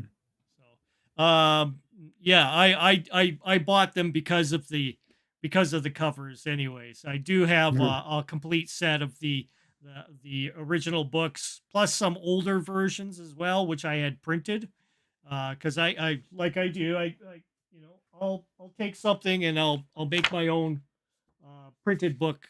I do have a printer here and I bind my own things as well. So because I don't want to get caught in a time where maybe the solar flares start going up a little too much, and then all of a sudden we got no internet or something like that. I want to make sure I have Well, books, uh paper, all that stuff, right? if you have watched my certain videos, you know that there's a certain falsehood to all of that. I'm good with you talking openly about that on here. It's fine. I'm not worried at all. Uh, Hmm. if I suddenly disappear off the internet, we'll just blame Abraham. Oh, no, no, no! Blame the government. Blame the government. He's the messenger. He's the one who. We have Spencer here. Let's bring him in. Hey, hey. Hey, how's it going, Spencer. everybody? Hi. Nice to Spencer's. finally meet you, Abraham. I've watched a few of your videos. Very informative. Thanks. Likewise. It's nice to meet you too. I'm a first runner-up in streaming. Tonight is going to be my 5th stream. Mhm. Nothing too special about it yet. I am working on getting a new setup with, painting minis, learning more about RPGs, being out there and talking and getting to know people that, like Rick. He's very inspiring. He's the one that got me, inspired enough to start creating all this. And tonight I'm gonna pop on. Hopefully, I get some new faces on there and make some friends. And I'll go ahead and put Spencer's link afterwards. I'll go ahead and modify the description for everybody. I already have Abraham's link already in the description, I believe. So I'll make sure to add him on to one of my subscribers, or well, add. You guys know what I mean. I'm having fun with words today, my friends. Now Spencer is facing a little bit of a dilemma himself when it comes to role playing and role players and players that don't utilize the theater of the mind as much. I actually I have a group that bases it right off the 5e campaign books, and it looks like he's. I hate to say it this way, but he's railroading the whole entirety of the game, and he's having too much control. He loves the dice rolls and everything. I love him, but I can't really get into it after I get into a game with Rick where, if you looked at our show last night, it was theater of the mind and everyone was just mingling together. We're basically running the show instead of having to roll this and roll that and roll this and roll that. Like theater of the mind is a heck of a way to go. I really enjoy it. I hope down the road I get as good as Rick to start playing. I don't consider myself good. I've seen good play, good game masters. So You know, I'm it's a aspiring. start. You're good to me. You Okay. know, Um, you're the first guy that I actually did Theater of the Mind with. So cool. So, is there anything that we can help you in any way to help you get the players to interact with you more in the role playing aspect? not really. You know, learning everything. I've been watching a lot of videos towards, you know, how to DM, how to be a good DM, you know, and not how to send your game into a railroad position where, you know, it's like, are we doing this? Are we not doing this? Anything like that.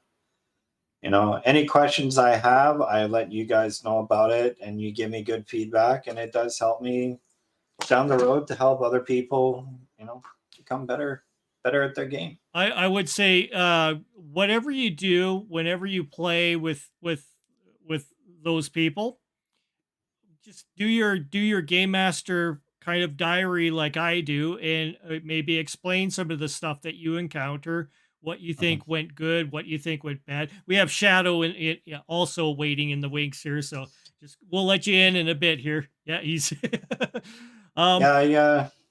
You know, basically, I let him know. I actually confused him the one night. I tried to play the first night we played. I tried to play an NPC on him while he was playing this game, and he was wondering, like, he was totally confused. He's like, "Who are you playing?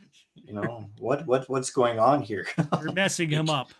I'm messing him up. Yeah, and it's What? like, Yeah, one thing I was suggesting came up the other night. There was maybe on a Wednesday, I can do a couple of sessions of Castles and Crusades. yeah. I know Shauner is like, you can't role play these old school. I'm You like, know what I think? I think that Shonner has something against fantasy. That's just my take. Because he's You know, always, if it it's sci-fi, it's almost kind of sounds like, like it. he's kind of like, oh, Blade Runner, well, that could work. Oh, aliens, well, just remove the initiative and that could work. But when it's fantasy, like, you cannot roleplay that. You cannot roleplay. Oh well, yeah. I was thinking, I was talking to Spencer. I said, well, maybe when I'll come over, we'll have all the players there. I will run a game, Theater of the Mind. I'll have a bunch of pre-generated characters so that they could start off with, so that they can have a little sentence on what this character is, and then they can, add in their own stuff. It's going to become what it's going to be. uh, How they represent that character is how they do it. So they Yeah. they can they can be they can be how they want. I'm not gonna force them into the background, which is deep and detailed or what. You know I have to be easy on these guys at first. So, and then we try to do the role playing theater of the mind thing, and hopefully, it works out. We might end up like maybe streaming it or something like that. That would be a cool thing. I am working on a system that would probably be able to stream it. Cool. I'll probably need a little bit of help to set up fully when you get here, when we have time, um, and we'll work out something to get some stream going here. Um, but yeah, if you want to do that to help us out to get them familiar with Theater of the Mind, it'll be a different um, switch from, you know, the dice rolling and, you know, straight by the book, I guess you can put it as, and then, you know, going that way and see what they think about it in the end run. Just to let Eh, you know, these people, they are playing fifth edition. Yeah. Mm, I figure mhm. for me to go ahead and make it easy, like for transition to an easier system, I figure Castles and Crusades uses the same die roll, D20s that they're used to. I The only thing I'm going to have to work on with them is halting them at using the insight rolls and stuff like that. Mhm. Kind of like the first time that I had Tristan in one of our games, and Yeah. he wanted to roll for insight, and I was like, "This is you just The thing is, described you to know, me." like, yeah, like when he first got involved with, you know, fifth edition and D and all that kind of stuff, it wasn't until we hit our previous place. And, you know, he plays with his friends and stuff like that, and this is exactly the way that they play. And he'll be gone like all day, all afternoon, like 2 o'clock in the afternoon, gets back at like 10, 11 o'clock at night. And he's like, oh, I was just playing D&D with the guys. I'm like, dude, that's too long. Like you'd be burnt out after that, you know? And switching that to the way Rick does it, it's actually an hour and a half at the most. And how much action and how much communication and how many things that could go wrong in that time really make a big difference. Or right. You know, like all that stuff gets condensed into an hour and a half instead of 7 hours, where, you know, it's based on the rolling and all that other stuff. And it's like, depending on what the rolling is, that's what's going to happen. Let's go ahead and add in old Shadow here. Oh, he suddenly disappeared. Nah, He wanted to show us the roof of his house. We love it. Well designed, I must say. The artist, he was a howdy, master. guys. How's it going? Howdy. Welcome, Shadow. Rick, long time no see. Yeah. Abraham, nice to meet you face to face. We actually had a little discussion on one of Shauner's videos a while back about the Pokey Poke. Maybe you remember, maybe not. And Yes, of course. Spencer, Mhm. Spencer, Captain, my captain, how you doing, buddy? Hey, not too bad, my friend. Not too bad. I'm still learning how to be a captain. You I'm the know, captain. Just not on the bottle. It's not easy, but you know, whenever in doubt, just think, what would Kirk do, and you'll be just fine. Yeah. Well, unfortunately, Rick doesn't let us meet any green women, so you know, we just have to Hey, buy don't give me any ideas there. There could be some green women around the corner now. Oh boy, I'd love to see that on Sunday, wouldn't you? I'm sure everybody would, to be brutally honest. Just a little bit of a sausage fest, you know. But we'll sometimes it's awkward for people. You know, I did a bunch of videos on romance and gaming, and I'm a huge John Carter Burroughs fan. So for me, if you don't have that in a game, it's like, this isn't even real. You know what I mean? All life is looking. Well, no, I mean, all life is looking for its other half. You know what I mean? In my opinion, you know. So I like doing that. I'm not uncomfortable doing it. It's not weird. You know. You know, and if my guy friends want to play chicks, I don't have a problem with that. You know, it's just learning. You know, some of them are GMs and want to, you know, kind of explore how they're going to run their female NPCs. And if you don't practice, you don't get good at it. You know, Exactly. but I wanted to. Very specific situations, like in the first film of the thing, where you have all men as participants. But yes, I think women is also great, especially for those Sword and Planet games. In fact, I have players that sometimes they role play couple situations that a player is controlling. A guy is controlling a female character. You have another character controlling a male character, and they have like their romance, and they have a lot of fun. Like, you didn't call me. What are you thinking? Exactly. It doesn't have to be weird, you know, unless they're holding hands under the table or something. No, and even then, it's not my business. You know what I mean? But I wanted to bounce a couple ideas. I figured this would be a good time. My son wants to say hi. No, I don't. No, he just got out of the shower. He's all embarrassed. I'd love to stay in chat, guys. I gotta go. There's something that's going on that requires my attention. See you, Jackson. Family stuff. I will Family be streaming live at 11 my time, so 10 your time, avocado. Okay, I will do everything I can to be there, unless I'm still chatting with these guys. Yeah, well, if that's the case, but I will be streaming tonight, so you know I'll be there, man. I'll be there. Great to meet you, Abraham. I hope we have more live, being able to talk some more. You know, when I have more time. I'm always busy. Absolutely. I'm a family man. I'm always busy. Yeah.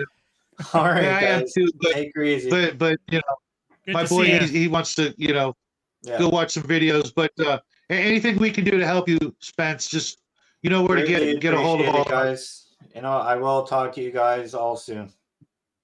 Okay. So check it out. I've been telling you, Rick, about my 2-shot I'm doing with with the guys over on Table Breakers, and I know they're busy over on Bruce's channel, so they won't see this. Maybe they'll watch it later, but I'm not gonna give anything away. Basically, I got a crew of characters, right? The seasoned adventurers, all kinds of weird races and stuff like that. And so, my idea is that they got a special invite to a resort world, the secret of the galaxy. Almost nobody gets invited here. It's a beautiful tropical paradise, and they've had a couple of days to parasail and fish and hang out with the android fembots that serve everybody. And the planet's getting ready for a big celebration because every like 500 years or something, one of the moons comes into eclipse, and it's like a big deal. Even though nobody knows why. And out of nowhere, the moon starts basically like cracking up, and it's just showering the whole place, destroying all the satellites, busting up the starport, just raining down meteors and satellite debris and everything. Make the characters make some rolls to not get squashed, and everybody's running and screaming, and there's no way off the planet because one, there's this hazard going on, and most of the ships have been damaged in the starport from rocks hitting them and all this kind of stuff. But their ship is one of the few ships, and it might still actually be in orbit, and they just came down on an air raft or something. But one of the things I want to give them is an option of just running for cover. Okay, they can just bail and leave everybody there, or they can try to figure out what's going on, because some point during the game they're going to find out that there's this weird signal coming from the moon to an undersea temple that's left over from the ancients or something. So they've got basically like three choices. Grab some people, get on their ship and bail. Go underwater. Who doesn't want to, go to a sunken city, in a space game? Or the ballsiest of maneuvers is, try to skirt through the meteor storm and go to the planet and find out what's going on. Right. That sounds like an awesome campaign. What system are you using for that? Traveler. Duh. Yeah. Oh. No, it's a good question. I mean, I'm a huge old school fan. I've got you. If you name an old game, I probably have it. If it came out in the last 20 years, I'm slowly picking up stuff, but I was out of the loop. I just started doing YouTube a while ago, and I had my regular campaign group. I've been gaming for over 40 years, nonstop. I've done a lot of work all over the place and had literally hundreds of players. And I've played in shops. I've got paid to play. I've done all kinds of crap. And while I love miniatures, I don't use them usually for gaming. So it's all theater of the mind. And I've got a bunch of pretty seasoned players. You might not know them, Aram, but Rick knows all the guys, Kai and Bruce and Baron and Jade and Connell. They're all in the game, and they all have their characters from a previous game. And I've got ideas of what could happen if they take either route. You know what I mean? But I want to get them. I want them constantly, in action. There's stuff falling and exploding, and they're gonna probably argue or fight over whether just get in their ship and just bail, or do they want to be the heroes, or do they want to be the big damn heroes and go to the moon, and do the most risky thing? Because obviously, going underwater could be pretty cool, in a sci-fi game. It's been done a couple of times, but going there and then exploring the undersea temple and finding out what the signal relationship is between the temple and the moon, because the people on the planet, they just, there's a couple of things going on behind the scenes there, but for the most part, it's just a resort. They may they may know a little bit about the ancient history, and oh yeah, there's ruins all over the planet, from the people who used to live here, but they're not here anymore. So we decided to turn this into the rise of the galaxy, but almost nobody even knows about it because it's way out on the rim. But it's this really, posh, beautiful resort planet that's about to get just, pulverized. And I'm giving them like 12 hours until the moon is in full eclipse, at which point the gravity pull will be, you know, the strongest it can be. And if the planet's just going to break up, it's just going to come down then. So they're going to have, you know, depending on how much they lollygag, about 12 hours. So between 2 2-hour sessions, you know, I could speed up some time when they're traveling, you know, like to get to the temple underwater, you know, there could be, you know, some sea monster activities, something like that, you know, to shake things up or whatever. Or, you know, if their sub gets hit by, you know, something, or if it's, which is probably not likely, because if, you know, meteor hits through the water, it's probably not going to do anything, but it might be scaring up the sea life because, you know, something's going on with the planet and they're all weirded out, you know. Or, you know, if they decide to, you know, jump in their ship and you know, go through that the debris field and the meteor storm, and, you know, all kinds of piloty dodge rolls and cool stuff like that. Maybe someone's going to get in the turret and try to knock out the meteors as they're coming toward them, you know. But I wanted like action, action, action, instead of the games you've seen where it's, you know, not so Yeah, much like action, Yeah. more. A lot of things to consider there. I would work on like the way I view movies. I always view different scenes as kind of little setups for something in the future. There's a reason why there's a scissors on the table, or, Mm. or when you describe something. There's a reason why there's you know, sorry, so you can kind of sneak it since it's a resort. There's like different tourist things you could bring in the idea that, yeah, there's this tourist thing where there's a little submarine that goes underwater and does a little tour thing, and yeah, use that, kind of intro those things before the big happening happens, you know, the smash. Introduce all these kind of aspects of your players are listening, you know, and you know, keying in on these things. Oh, didn't the game master say something about a, you know, this is what they would be thinking about, something about a submarine ride or so. Let's use that and go underwater, you know. Yep, bring up little cues in your game to bring that. I like subtle foreshadowing, Yeah, foreshadow. bring in all the Thank you. all the methods that they could use potentially in that situation. They might even come up with their own, of course, too, and you know, let that happen.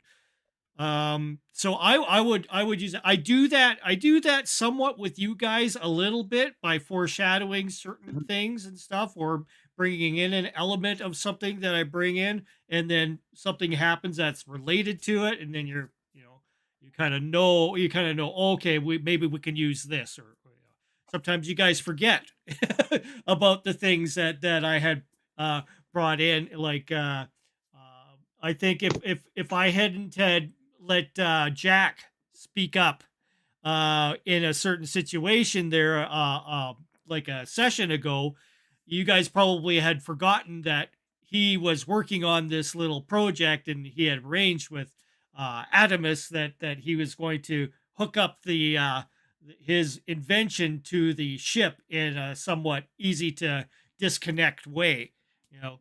And yeah, if I wouldn't have mentioned that, it probably would have been forgotten. So sometimes you might have to prompt, you know, things in there, like maybe one of the survivors, they're all on a cruise ship, and maybe one of the survivors is a kid who actually runs.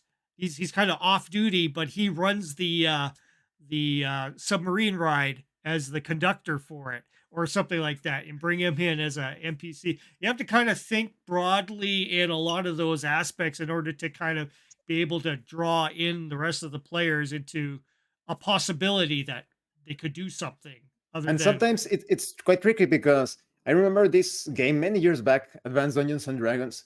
I was giving all sorts of clues to how to defeat a Hydra. Almost everybody knows how to defeat a Hydra, but these players were not familiar with the Hydra. And they started to say, you see corpses of people holding onto torches, and you see like there's like soot and burn marks in the walls and all of that. And they reach the Hydra and they have no idea on how to deal with the Hydra. They eventually get killed by the Hydra, they get eaten, and they never thought about using fire to stop the regeneration of the Hydra. So you really need to be a bit put more emphasis on that foreshadowing, because sometimes they are too focused on something else entirely. Any other questions there that you may have that could help you, tidbits? Yeah, I have one other one. I have one other one because of the time constraint. They may decide to split up the party, which makes it to me, I think, is actually would make it a little bit more exciting because they have fewer people to work with. There will be some combat, so there's less, again, resources, that being players, to work with. I may throw some NPCs in there. I've got a couple, like a husband and wife, who've been, they're vacationing there, but they're archaeologists, like almost like a famous couple of archaeologists, way past their prime. Stop doing the archaeology dig now, gig. Now they're just, touring the galaxy, but they might have some help information. But splitting them up, some people going underwater, some people going up in space, or whatever, or helping out around the starport with casualties or whatever. I may throw some other NPCs to help them out if they need that, to get the job done, or unless they all want to go on one job, that's cool. I'm not going to force them into any one situation, but I'm giving them 3 outs, or they could just hide, if they one of the players tends to do stupid things in these past one shots you've seen with the guys. One person or another tends to do something kind of dopey, and if they decide to just look for cover and wait till it all blows over, well, there's going to be plenty of hints that that's not a good idea, because if the moon totally breaks up, that's a catastrophic event. You know what I mean? If it, especially since it's mostly a water world, big old chunks of the moon start hitting the planet, and it's mostly water. Even those high-rise hotel rooms aren't going to be safe. You're going to have torrents, you're going to have storms, rising up from all the moisture being, blasted in the air. Tsunami. I would put in strategic NPCs, like this would be me. I would put in somebody who's really combat savvy as an NPC, who actually works for kind of like a BlackRock kind of company. You know what I mean? So he would be getting information from the players, like, hey, they're going for their ship. You have a ship? Contact my buddies, blah, blah, blah, blah, blah. These guys have a ship. We can get off. So now you ended with a twist with some of these mercenary guys that maybe wanted to take advantage of the situation or something like that. Or that could even be a something that's going on which causes a combat situation, action kind of stuff. That's just me. I have most of the NPCs aren't really very combat oriented. Connell's character is like Jane from Firefly, which is cool. So there's a combat guy, and Connell, he knows his combat. They all do, but they've all actually decided to run characters that are very, unique but not combat monsters, which is one of the reasons I like about this situation, is because while there is combat, it's only if they get to one of the 2 locations. Hint, hint. Because something's got to be there to protect whatever the signal is. Doesn't want the signal disrupted, or it's the sea monsters or something. Because the ending is also kind of, I like there to be a reward at the end. They did something cool. Here's your reward. Well, this is kind of a big fat reward if they make it. What they will benefit, how they will benefit, is something that, some people might call it like Monty Hall, like a big pile of treasure at the end. But we're playing a space game, so a big pile of gold is not really a big treasure, so to speak. You could just asteroid mine for a year and get all the gold you want with like no risk, other than a spacesuit malfunction or something like that. Are the other characters more focused on like a technology or diplomacy, or what are their skill sets? Yeah, exactly. One character is a doctor, I believe. One character is a like ghostly entity in a cyborg body, which it makes him very tech savvy. One of the characters is going to be a psionic character from Traveler, which is also going to be very helpful. And the player is really, kind of a big fan of psionics, but everybody else hates them except me. So I'm like, oh, great, a psionic, perfect. This is going to work great if they go and do the right things. You know what I mean? So, I forget what one of the other characters is. There's a couple of, highly technologically trained characters, which is perfect because there's some alien hardware to work with, and that'll be fun. And hopefully, this will be, because I've been watching you guys, and while I've been gaming for a long time, and I've played a crap ton of Theater of the Mind, but to try to squish everything in, I'm so used to, okay, we'll just finish up next week or tomorrow or whatever. I want to squeeze it into like a, like Sean would like to see a 2-hour movie that will play well, and you could easily, take this adventure and somebody else could run it. Kind of like if you were playing a movie, you all know what's going on. We all know how to run. Take your favorite movie, and here's the beginning, here's the middle, here's the end, and we all know how or what the goal is to get to the end. Because some of the one shots I've been in didn't end satisfyingly or even end technically. It's like, oh, time's up. Okay, well, what'd everybody think? I'm like, I think we're just getting started. I want to play some more. You know what I mean? And trying to squeeze it all into, basically it's going to be like an hour and a half and an hour and a half. Maybe I can squeeze it in a little more. I'm even going to open it with your music, but that your music is going to be, Rick, is going to be coming over there wherever they are. The radio station is playing, and that's the song they hear with my best DJ voice telling them what the swells are and winds coming out of the north and, all that sort of thing, and get it just, not even like do an intro, like, welcome to the show crap. It's just like, boom, here we are, right into play the music just like it's a freaking movie, and the viewers or the audience is watching, all the people doing their,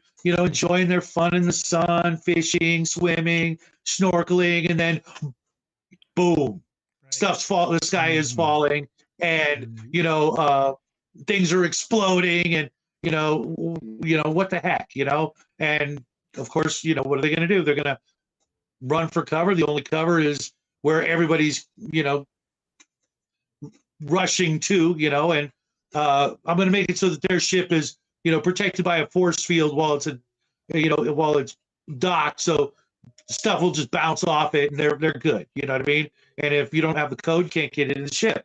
But before they get there, they gotta, someone's gonna, hey, aren't you, not like, hey, aren't you that famous group of, adventurers, but some sort of like, will call, from the over the loudspeaker, if anybody has this kind of expertise, please, meet the purser at, the front desk kind of thing, we'll make it worth your while, help us, that kind of thing, or maybe they'll just, find their way into doing the right thing, or maybe not the right thing, depending on the group. But, I don't want to force them into, doing the right thing, but I mean, they're big damn heroes. You know what I would do? I would watch or either remember your favorite sci-fi movie in that style or watch it again and try to identify when they make it painfully obvious that there is this situation that only a certain type of character can resolve. But I would take that obvious situation and like handle it as 2 or 3 options, because you don't want to make things extremely easy for the player characters. But when you provide 3 ways of solving something, like you said, like a technological character, and oh, look, there is this installation with some defense turrets, and maybe you can handle a combat situation by the character going inside and hacking those terminals or whatever, and putting the defense mechanism against the enemies. Or, oh, look, there is this system to shut down all doors, and maybe you can shut the doors between the player characters and the enemies. Or look, there is this vehicle. I think it's all about that, making those situations obvious, but giving enough options so that it's not easy that, oh, this is the way to go, and railroad things in a particular way. Yeah, I definitely don't, because I know these guys, and I'm hoping that they will figure, maybe surprise me, somehow. But when we were in a different game, the first game with Jade, we were, there was kind of really only one or two ways out, and not including death, and it is a one shot, and I'm hoping that they'll actually play the characters again later on, at with somebody else DMing, because I was a player in this group originally with Jade, and then we're taking turns DMing. Uh, Rick probably knows, has watched us do this thing, where we're taking turns dungeon mastering, a 2-shot every month. But it started out with this one fellow refereeing all these characters, and then when that was over, we played a different game, and then we played a different game. But I took the characters from the first group, and I even told him back then, it's like, I'm taking these characters and I'm putting them in my game, just because it was so much fun. I'm like, who doesn't want to continue a good set, call it a sequel or, a campaign or whatever. But when you have a good group of characters, it just, that's one of the things so many people, hate about one shots, is that they'll get really attached to these characters, especially like me. I spent 8 hours making an Exalted character, only to play it twice and never play it again. I spent 3 times more time making the character than I did actually playing it. And I'm like, I want to play this character again. I hate this freaking game, but I want to play this character again. You know what I mean? And with Jade, I really loved the game. It was index card RPG, which is very similar in what it hopes for as a game to Traveler. It hopes for a simple but fun game without a whole lot of mechanics, getting in the way. Let's role play. Let enjoy the ambient story, everything that's going on around, more than the mechanics or my character can do this or that. No character can do anything unless you succeed at a die roll or you talk your way through it. And that's what this is. This is, more about role playing through the situation than just blasting everything that moves. Sure, they could go that route. It's not going to end pretty. They're outnumbered, 1,000 to 1. Even though most of the people aren't armed on the resort world, but someone's got a gun. So or they can just go, okay, send 500 people onto that character. Okay, you're taken care of. You're not fighting your way out of that. Plus, there's giant. You're not giant, but there's an army of beautiful fembot and male robot androids there to serve you and stuff. So darn well they have to be prepared for an unruly guest.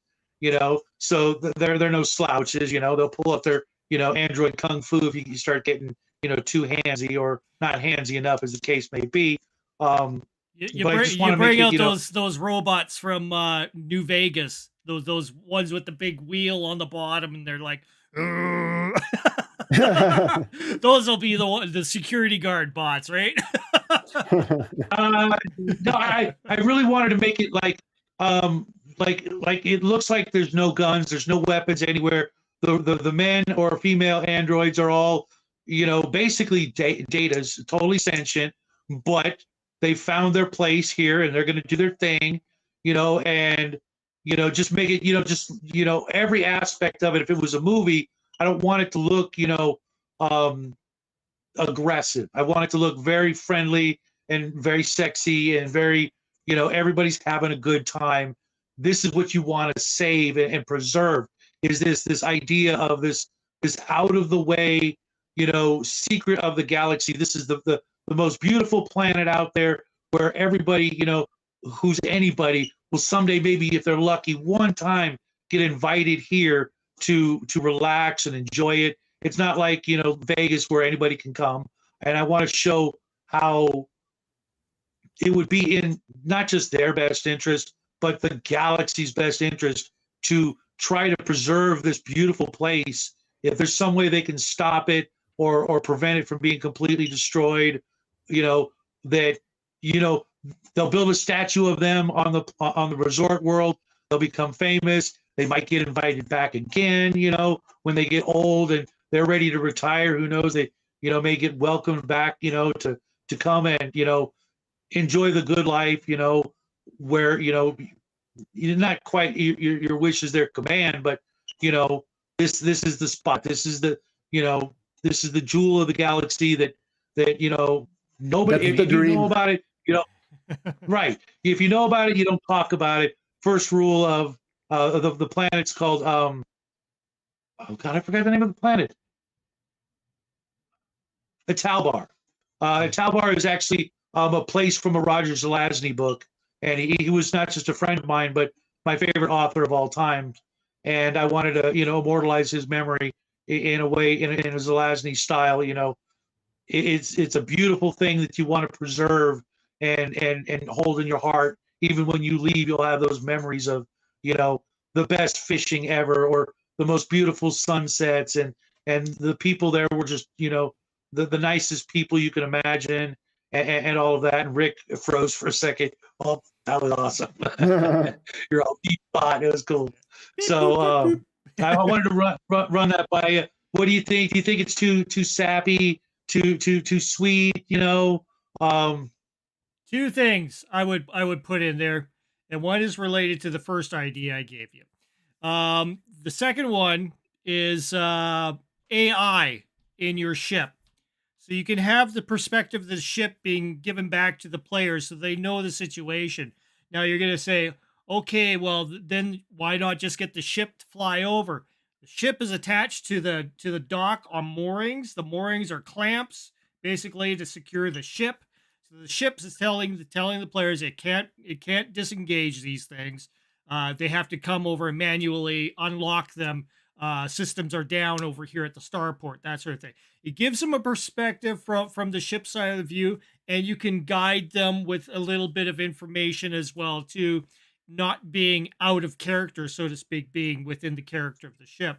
The second thing is related to that antagonist within the party kind of idea as an NPC. Now, the reason why I say that is because you're not going to, he's only there if things do not, if things end up taking too long, or they're not going to make it to the underwater, the underwater adventure, or they're not going to make it to the other adventure in time for your session to be over with. You could bring this guy in to be that thing that happens where there's a struggle, there's a battle, something epic happens between, say whoever the character is that's also the fighting type mercenary as well, like the fighting type player in the group. It could easily be interpreted as part of the whole genre, the struggle as well, just so that something exciting happens in that moment in order to make the game full. Because nothing is more disheartening than having a setup on either end and they don't get to those areas, because I've had that before. So you always want to be prepared with that little ace up your sleeve, which is going to be the guy who turns on them and decides he's going to go ahead and do this thing to get the ship himself with his buddies that he's going to meet up, along the way. And it can involve being an epic thing in that, let alone if all else fails. So I'm just the way I think. So, and it's stuff that I think about when I do my games with you guys. I have certain like aces up my sleeve, Rusk being one of them as well, in that kind of respect. Right. And my my NPCs can bring up things that interject in the game, which change things totally to make it a little bit more exciting at the moment. So I would also put a lot of emphasis when it comes to the contrast, like you said, Shadow, about things becoming a bit too sappy. I think it's perfectly reasonable when you have like this paradise sort of situation, but when all hell breaks loose. I don't know how graphic you are going to be in your games.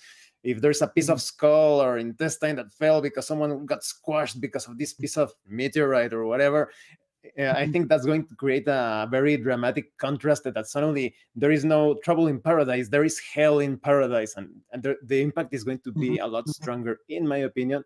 And I have to log out because I need to finish some things before tomorrow. It was a pleasure talking Thank to you, you, Abraham. Shadow, Rick. Thank you for Hopefully having we me can here. chat again. So, And hopefully you'll get to watch it. Maybe Rick can forward it over and you can see how it went. Appreciate the input. Super. Have a great week. Super appreciate having you on, Same. Abraham. I think it was awesome having you, bounce off ideas and stuff. Hopefully people out there are like, okay, this doesn't sound unreasonable, and and they'll be a little bit more accepting to maybe trying role playing within their game in the way that we're trying to do it. Yeah. So awesome. And of course, have an amazing evening. Thank you, sir. See you there. Bye. It's funny you brought up the ship, because in the first game we were playing with Jade, the ship is actually like, according to Index Card RPG, the ships are sentient, and they will warp from place to place without the player, saying go here or go there. It just says I'm going here, and then drops the players off because there's like an adventure, or some dire cosmic event that they need to be the heroes for.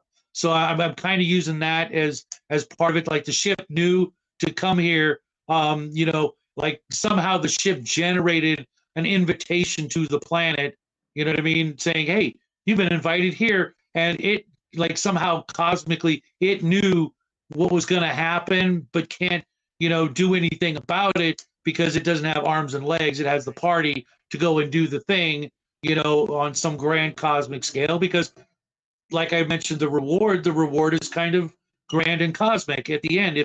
If all goes well, then they'll understand why they were brought here, kind of like a fate thing, because that's already written into the story Jade wrote, where we, our characters warped into this place in space where the ship was being sucked into the star, and we had to go explore it because inside the star was a demon that was trying to, bring the ship into the star so it could escape its prison that was the star, and we had to, find a way to prevent the demon from escaping, basically, which was a lot of fun. I kind of figured out what was going on, because Jade was, gave good clues, and the players are all thinking on a different level, and I'm like, no, man, we gotta, either blow up the ship or whatever, because what does God need with a starship? Well, I don't know, but this demon needs a starship so it can go out and cause hell in the galaxy. So their ship is, I don't even need to do the mooring thing necessarily. It can lie to them and say, I can't leave. You haven't, there's something going on, you know what I mean? And the ship can just wait until they do the right thing, if necessary. Yeah. And I didn't even do that. That was already in the story. I'm just making the ship, I think maybe bigger than it was. That's all I'm doing differently, if even that, because in that game they didn't have, like sizes and, maps and stuff of the ship. And I want the ship to be, big enough so that if, they have to, they can get some people off the planet. If that's their choice, is to just, evacuate, then okay, they can evacuate. There's, you can put 4 people to a stateroom or more, if necessary, just to, do that thing. If they want to go, that sort of nuts and bolts route, then they can. They've got that, and put people in the cargo hold, whatever, because even on a scout ship, you can get kind of a lot of people. You know what I mean? Yeah, you can cram a lot of maybe people. not 100. And you don't, maybe not 100.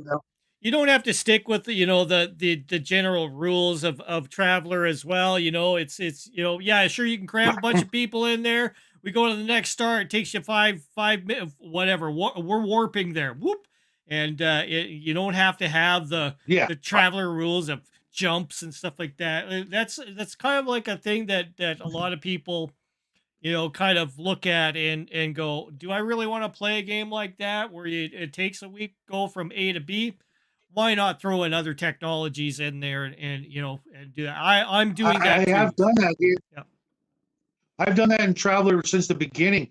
I had not just the regular engines, but I had in the game I was writing, I had like, I want to say 5 or 6 different kinds of engines and at different tech levels and different alien races. So some people had like Star Trek Warp, some people had jump drives, some people had other things, so I can do that, but I don't want that to be, to get in the way of, the thing, if they want to, because there could easily be other planets in the system that they could go to, just to drop the people off so they don't die. Exactly. Yeah. And the androids, if they wanted to rescue a bunch of androids, the androids, could just, not need air. So, okay, cool. Put them all in the cargo hold. Okay. Well, you rescued, 200 androids and they're just standing still, in shutdown mode, until you get somewhere, and then they'll maybe rebuild, because they got all kinds of information They in fit their heads they or fit whatever. better if you stack them on top of each other. Yeah, you can do it. Yeah. Yeah. Yeah, I could do that. But that's my idea. That's my idea for the game. I just want it to be something, visually exciting and, lots of jumping around and dodging and, making rolls, but not just, combat, because Traveler, it's a meat grinder. You get hit once, your numbers all drop or the wrong numbers drop, and then that death spiral ensues. And I don't want to have them, traipsing around in combat armor, so they're invulnerable, for most of it, it's a paradise world. They don't need guns, they don't need battle dress, no, they'll have some stuff, they'll be able to issue you guys some stuff, to get the job done. But that was like, left over from like 100 years ago. It should work. We don't need it. This is paradise. Help us. Fix it. Make the thing better. And depending on what they do, it should be at the very least exciting. I hate games where you're just sitting around talking and not doing anything physical or engaging in some way.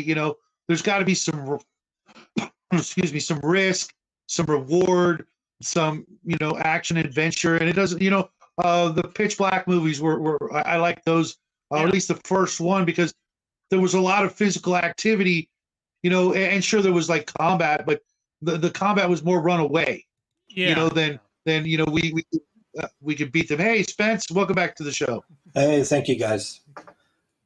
To comment on Pitch Black, it was one of the best movies out there in that time, and to see what happened in that show, it really makes you thinking, like, can we pull that off in a role play? Yeah.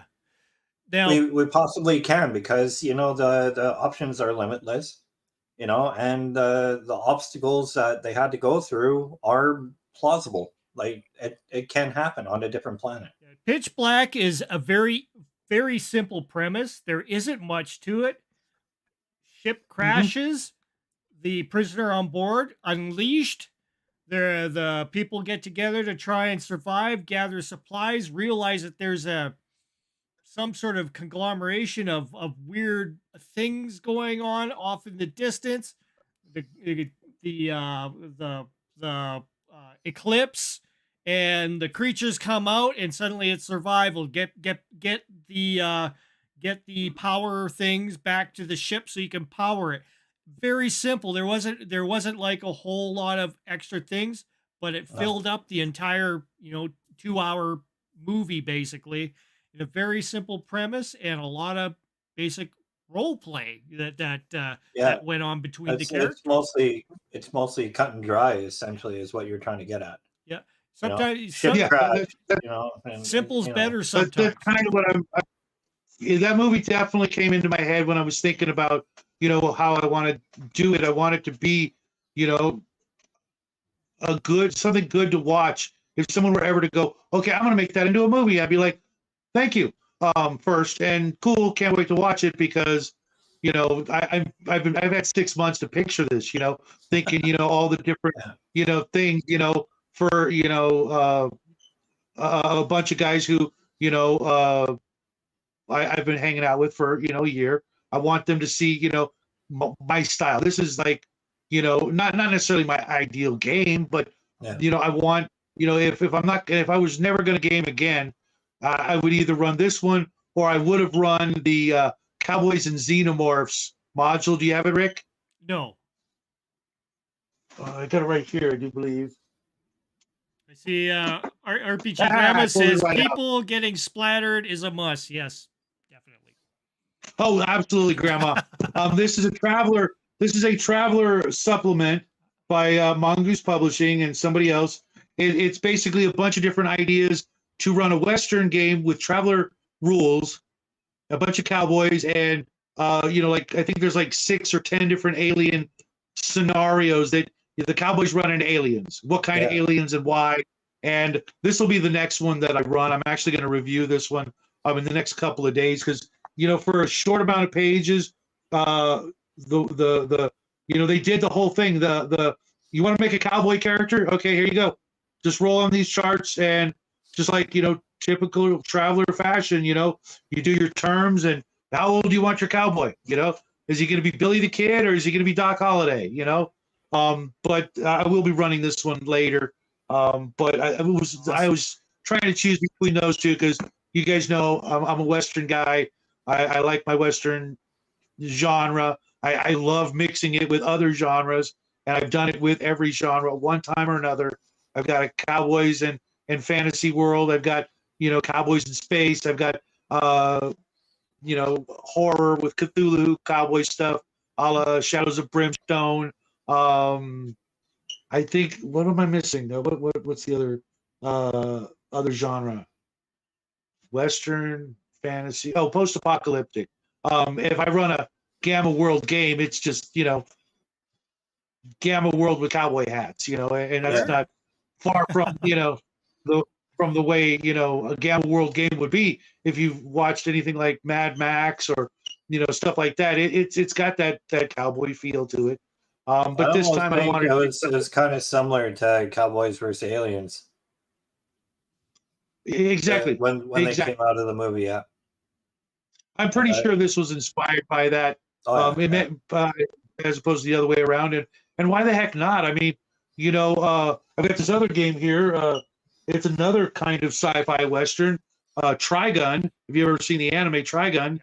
No. It's very cowboys, desert world with some cowboy-like characters, a combination of low and high tech, on a desert world.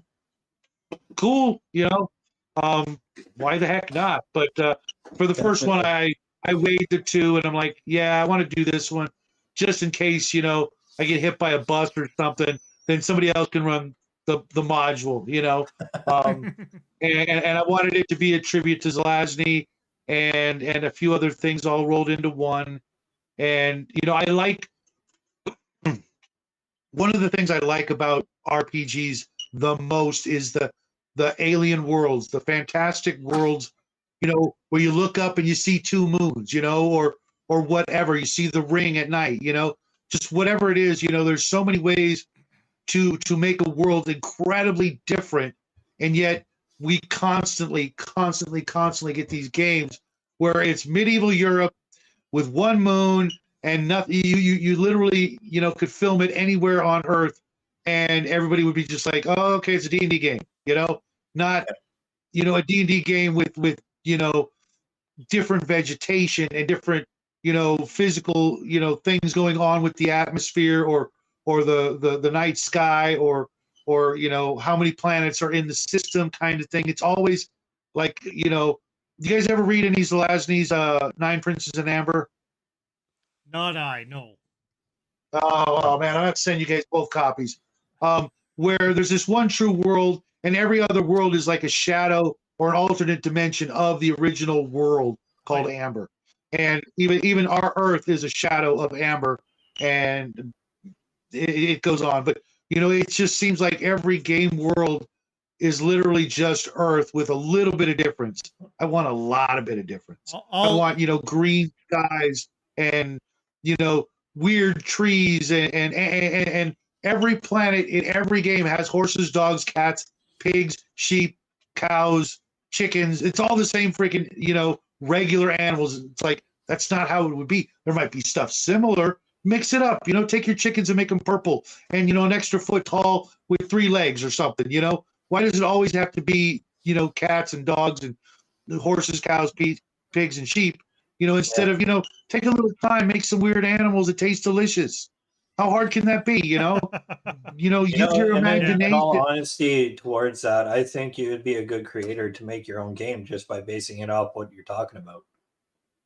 You could really make a switch up in all these games and put it into one, and you would honestly be able to copyright it yourself, because look, you're adding on to the stuff that's already created, but you're making it better and twisting it around in your own creative mind, and then you're channeling that out. Why not create it? Do the creation. And that's what I'm trying to get across myself too. Like, I've been trying to get more creative as we go along, because basically Rick brought me out of my shell where it comes to creativity. And, the inspiration that I got from him and now you towards the different creative things that I can bring to this table and show people what I can do is making me better at certain aspects, like even just running OBS. And that's what I wanted to share tonight on my stream, is to show you guys, like, my creativity is getting better as we go along, just by my inspirations that are helping me get to this far. And you're saying that you'd help, you're already helping me.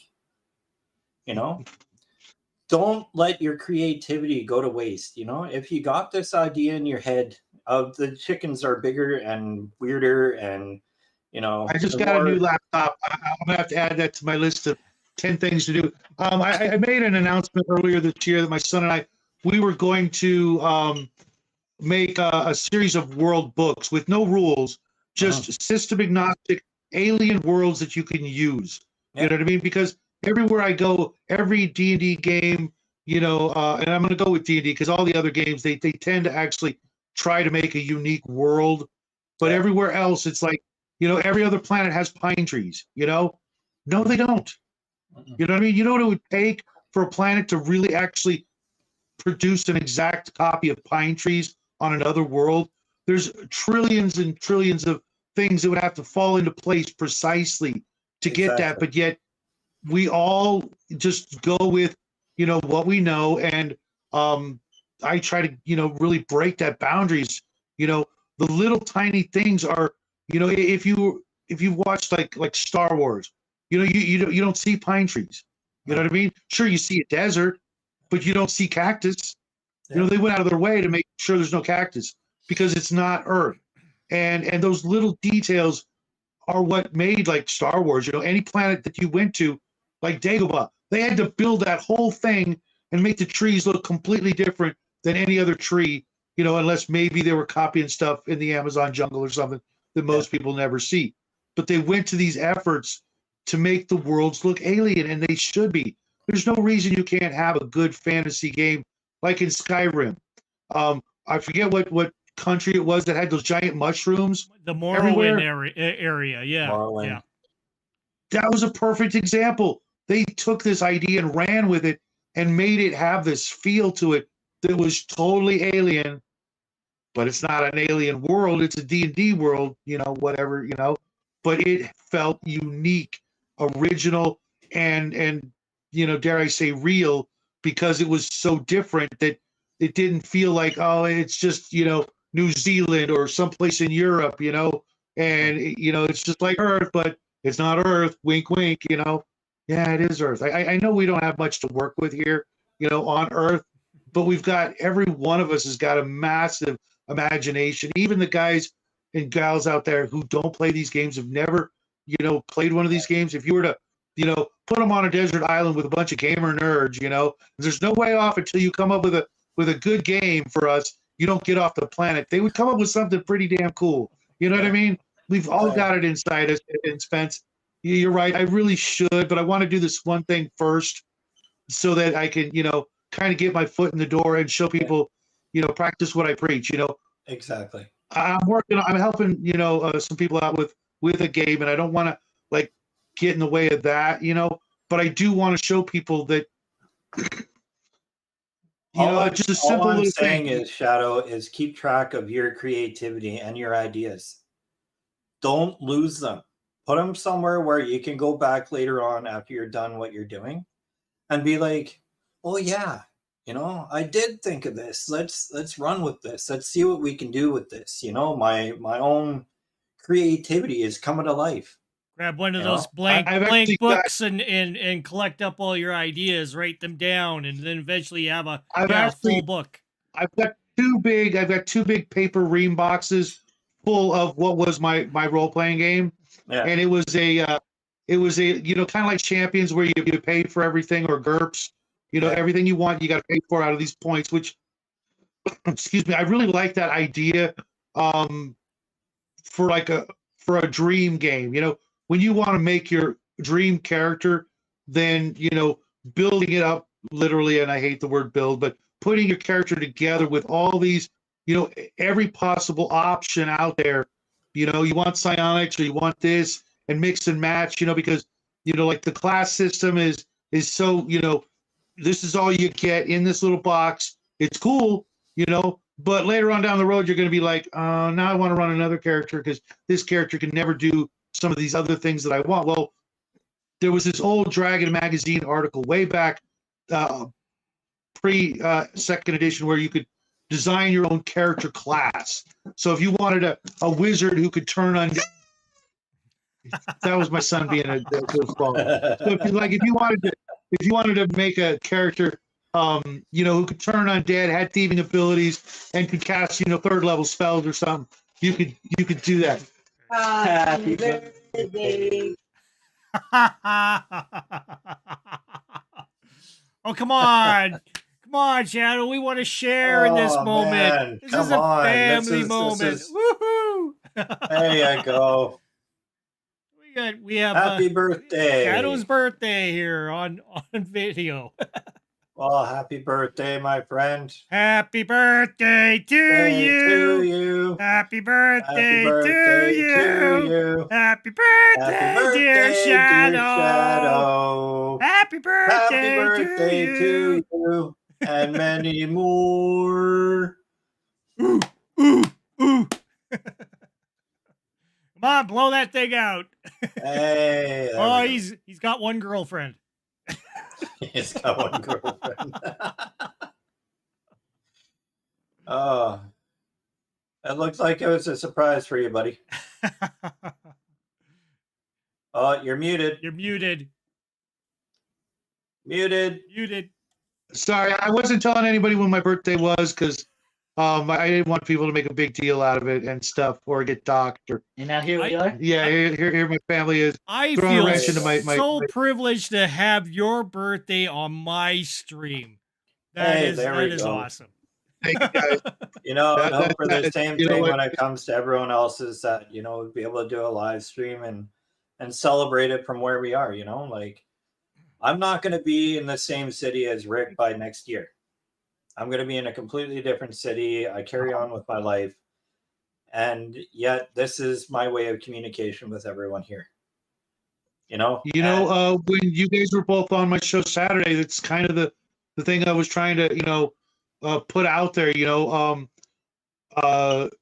is this whole technology has been, a double-edged sword, but I'm going to look at the bright side instead of the bloody side. Yeah. We are so blessed to be able to do this. I mean, you guys are thousands of miles away from me. I've got friends all over the planet that I would have never had. Yeah. And, before this, I spent most of my days, taking care of my son. He'd go off to school, and I'd literally go, most of a day without speaking to another human being. Sometimes that's why when I do talk, it doesn't come out eloquently. But that's because I've had so much time just, like not being alone, but spending the whole day, until my son got home or something, not talking to people because there was nobody to talk to. And now I've in got all people. honesty, it didn't really start off with Rick until I started my job at Mark's with him 2 years ago. I didn't know a single soul walking into that place, and he basically is like, "Hey, this is what we do. This is everything." And I'm like, "Oh, this is cool." And he's like, "Hey, are you a geek as well?" Pretty much is what he was saying. He's like, "Well, yeah." "Well, I got something for you, man. Why don't you head over to my place and we'll play some Castles and Crusades?" And like, just we hit it off. And now he's a big inspiration in my life. And even first time meeting you, Shadow, to me, that was a great honor, because it's like, the first game that we played, I'm like, "Oh, he doesn't talk very much." And Rick is like, "Oh, he can talk." And I'm like, "Okay, well, I'll wait until we get into a full-fledged conversation." And look at us now. Like, we're a bunch of old Rick kind of ladies threw just me for sitting a around the freaking loop. watering hole. He threw me in the deep end big time. One of these days you'll get the full scoop, or you can go back and watch that first episode. But I was playing the character the way he would literally, act in the situation, especially considering what he was doing before, Rick. And you may not know, but I used to do PI work, so undercover stuff and things like that, and being able to pretend you're somebody else and stuff like that really helped. And being a gamer, there were times that it actually helped save my ass from getting into deep trouble when I'm pretending to do this, watching somebody's husband or wife do things, what the deal, and have to go talk to them, but pretend you're somebody else and lie about why you're talking to them, under false pretenses, to get some info for the wife or the husband to find out their spouse is cheating on them. Basically, that's mostly what it was. Other stuff we'll talk about off camera, but so he throws me into one of these situations, and I'm like, okay, I'm gonna have to be a little tight-lipped for a while till I get the lay of the land, play the tough guy, but it was actually, one more level of challenging, it's one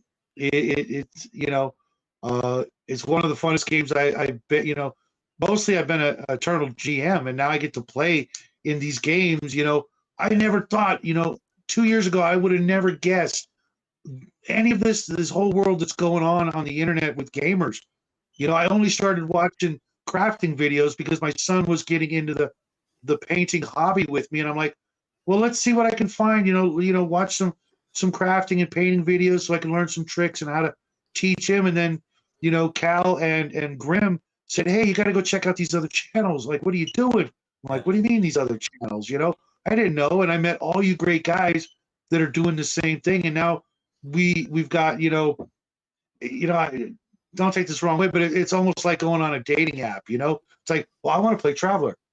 I'm looking for brunette with and we can find our tribe. For a guy with a long beard and long hair and knows how to spot. And talk he's very so much dreamy. He's so he's a dreamy guy. And now we can that ain't me, man.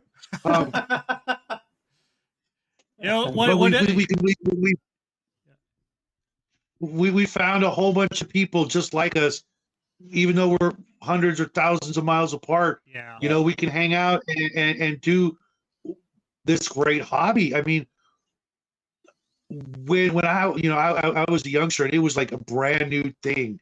I mean, it was this underground, this culty kind of, shh, don't tell anybody we're playing D&D kind of thing, and now it's this massive thing all over the place, and it, it's come so far, and so many people, are so lucky to get to do this. I mean, can you imagine what the world would be like if there wasn't this? If there was everything else internet? but role playing.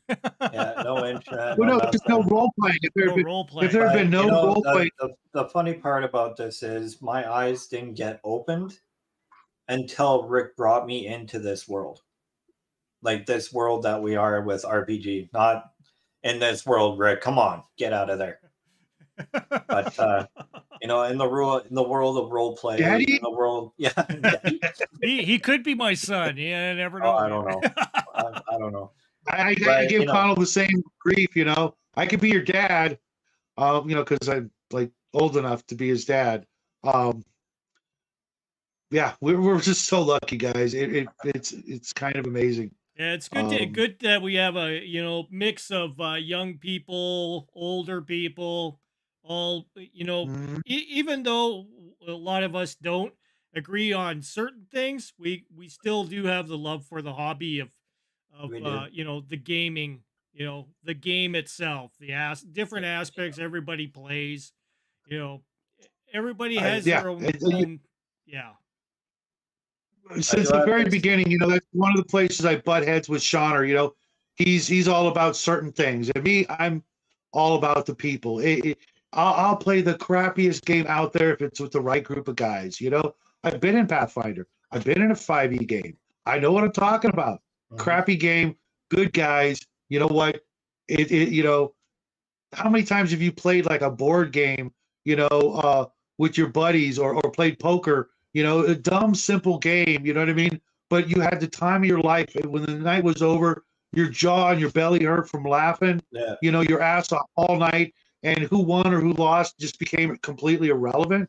You know, well, with these games, you know, it's not so irrelevant. It's actually kind of important, but you can still walk away having had, you know, the time of your life basically just talking. Yep. But you know, in some way creating something that's in everybody else's head. It's your own sort of, you know, private secret, you know, paradise world, you know, in your own shared little community, you know. um there's something magical about it. One of these days I'll have the right words to describe it, but it really is, to me, it's just magical. We're so freaking You lucky. know, magical I can is only a really big imagine. word right there. You know, it is magical because, you know, getting to know more people outside of my familiarity, you know, like my closed bubble, like, you know, with work, with my personal life, with the people I knew before then, to know more people out there and to be able to mingle and make friends with these people and, you know, get inspired by them over the stuff that they do. Life is worth living for, man. Like I know, I know. you can't go wrong with that. The more friends you have in this world, the more better off you're going to be, and your morale is picked up like threefold. Yeah, You know, and you know, I may it's not. be 400 miles away from Rick when I do move, but you know, honestly, the inspiration, the morale, and everything is still going to be there. Camaraderie. Yeah. Yeah. Yeah. Well, you know, every once in a while you got to still, you know, meet like halfway and have a beer or something, you know. But we meet for, you know, a burger or something Yeah. somewhere, you know. Um, you guys were lucky to be able to do that. My original gaming buddies, some of them I haven't seen in years. One of them I haven't seen in 10 years, but we talk regularly, you know. But now we can game online and it doesn't matter wherever they go, you know. It's like, hey, you want to you know, do some role play over the phone or over Discord or whatever, and you know, it's like they're, you know, right next door. That's the Yeah. thing. I kind of I wish mean, my buddy Ted was on YouTube and yeah, doing his thing and inspiring Well, I people. know So your buddy Dwayne is on YouTube, but he's on for other things. he's more of He doesn't like to be seen. Let's put it that he's way. more of the computer kind of role playing Yeah. gamer kind of thing. Yeah, he's not so much Uh, in the role playing games himself. no. mhm. But he's attended on a couple occasions and like Deadlands he did with us once and stuff like that. But yeah, Yeah, everybody's You got he's mean different another this? guy. tastes. Yeah. Yeah. You mean There you this? go. Yeah. I ran a Deadlands game for a while. It was pretty interesting. I don't think Bastard. yeah, I'm not a fan of the mechanics, but I did go through it and play it and have everybody play through my game using those mechanics. And we did have an interesting time with it and it was fun. So, yeah. I'm now mad because I didn't get to be in a Deadlands game. Yeah, it was a few years ago when that one happened. No worries, man, no worries. I'm just kidding. And if worse comes to worse, I can run a Deadland. I mean, I'd rather use different mechanics too. I'm not going to disagree with that at all. But I mean, there came a point where people had to just like throw shit at the wall, excuse my French, to see if it would stick when trying to create new mechanics. There's some games out there that failed miserably at that, and that's why I kind of keep going back to Traveler because for the most part, I knew back 20 years ago that I could run any game with Traveler, but I could also run any game with Villains and Vigilantes, which is another work of art with 60 pages, and you can run any genre you want if you do a little work. I mean, we were doing that back in AD&D days. Oh, let's run a sci-fi game, but use the same character classes, but in a sci-fi setting. And the fighter, he can use guns, and we did all that. It's not hard if you want to do the work. It's how much work do you want to put into it before you start playing. And we had a lot of fun doing all kinds of weird stuff with AD&D or Traveler or whatever. But Traveler, the game is so perfectly written. The rule mechanics. It's just easy. It boils it all down to just so simple. I was thinking about this while I was listening to you guys. So many. Like I get why Shauner says what he says about fantasy games, but there's something about fantasy games that there's like another layer. Sci-fi characters tend to be closer to regular people than fantasy characters. Between the races like elves that live forever, and then you've got magic, which is a whole I mean I can't even imagine. Yeah, I mean you couldn't even do magic in Traveler like psionics. It would be just massive. There'd be so much in the way of mechanics and rules to do it. Traveler. Okay, you've got magic at skill level 3 or 5. Okay, then what? Yeah. What can I do with it? Oh, I don't know. Just make shit up and roll a 2 dice and add your plus and see if the spell goes off. I don't know. I mean, no, it wouldn't be quite that simple. The amount of layers, the difference between Traveler and say D&D 5e are major. You take a look at the character sheet in D&D, 7 pages, my friend. 7 pages of stuff that you have to fill out before you're even able to make a character. Traveler is like 1. 1 or 2 sheets, easy peasy. My character's on an index card, front and back, and that includes your guys' name, so I didn't forget who was who at the beginning. But yeah, it's all you need. That's all you need. It's even got my equipment. You have a greeting. And I like that. You have a greeting here, Shadow. It says Mark's genre mixer. He says, "Happy birthday, Shadow." You said you never find out when your birthday is. Now we know. Just don't tell Connell, man. Don't tell Connell, because I'll never hear the end of it. And I want to milk the rest of the month, man. I want to milk the Western month, okay? And then when I'm done, I'm going to go downstairs and kill my family. And put them in a duffel bag. For those of you who love Norm Macdonald, cheers, Norm, wherever you are. So, fortunately, this announcement has been made on my channel, which there's only like 3 people watching. So it's actually there's more. What? I don't get I don't get that, man. You should be way bigger. I mean, eventually you'll get there, but it doesn't. Sometimes life isn't fair when it comes to that crap.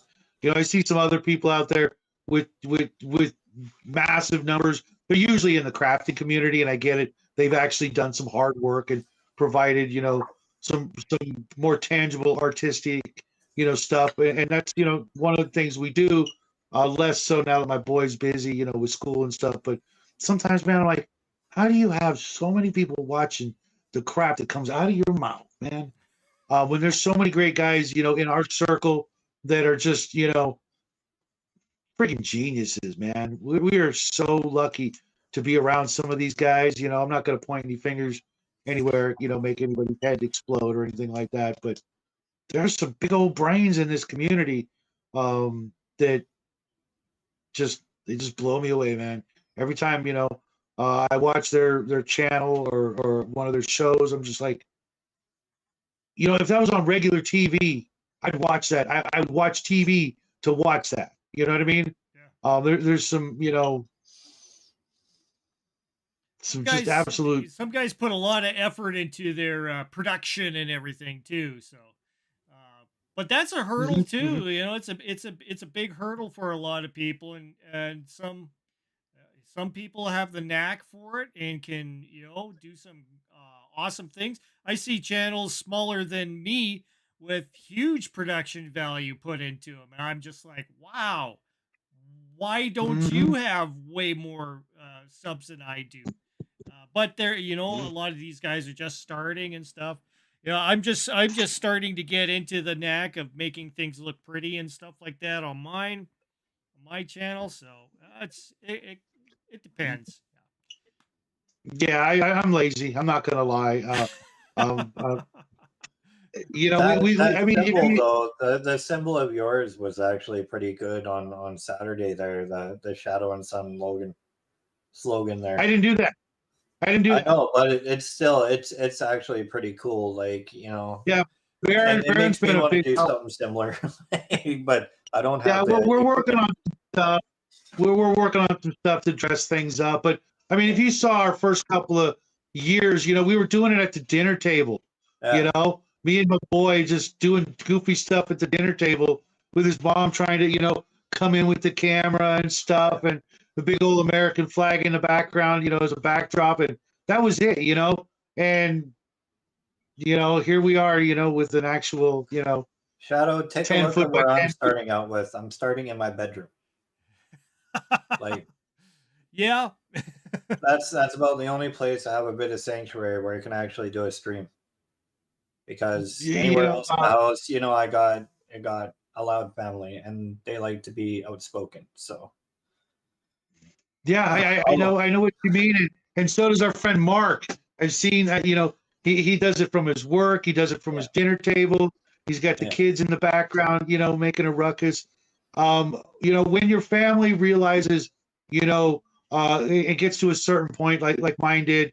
You know, we had a spare room, and we turned it into, you know, it's not big, but it works. It's better, and believe it or not, it got all my junk consolidated into one room and the garage instead of paints over here, unfinished work over there, stuff in the kitchen, paintbrushes soaking in cleaning fluid over here, and now it's, you know, it's all more organized. Everybody's happy.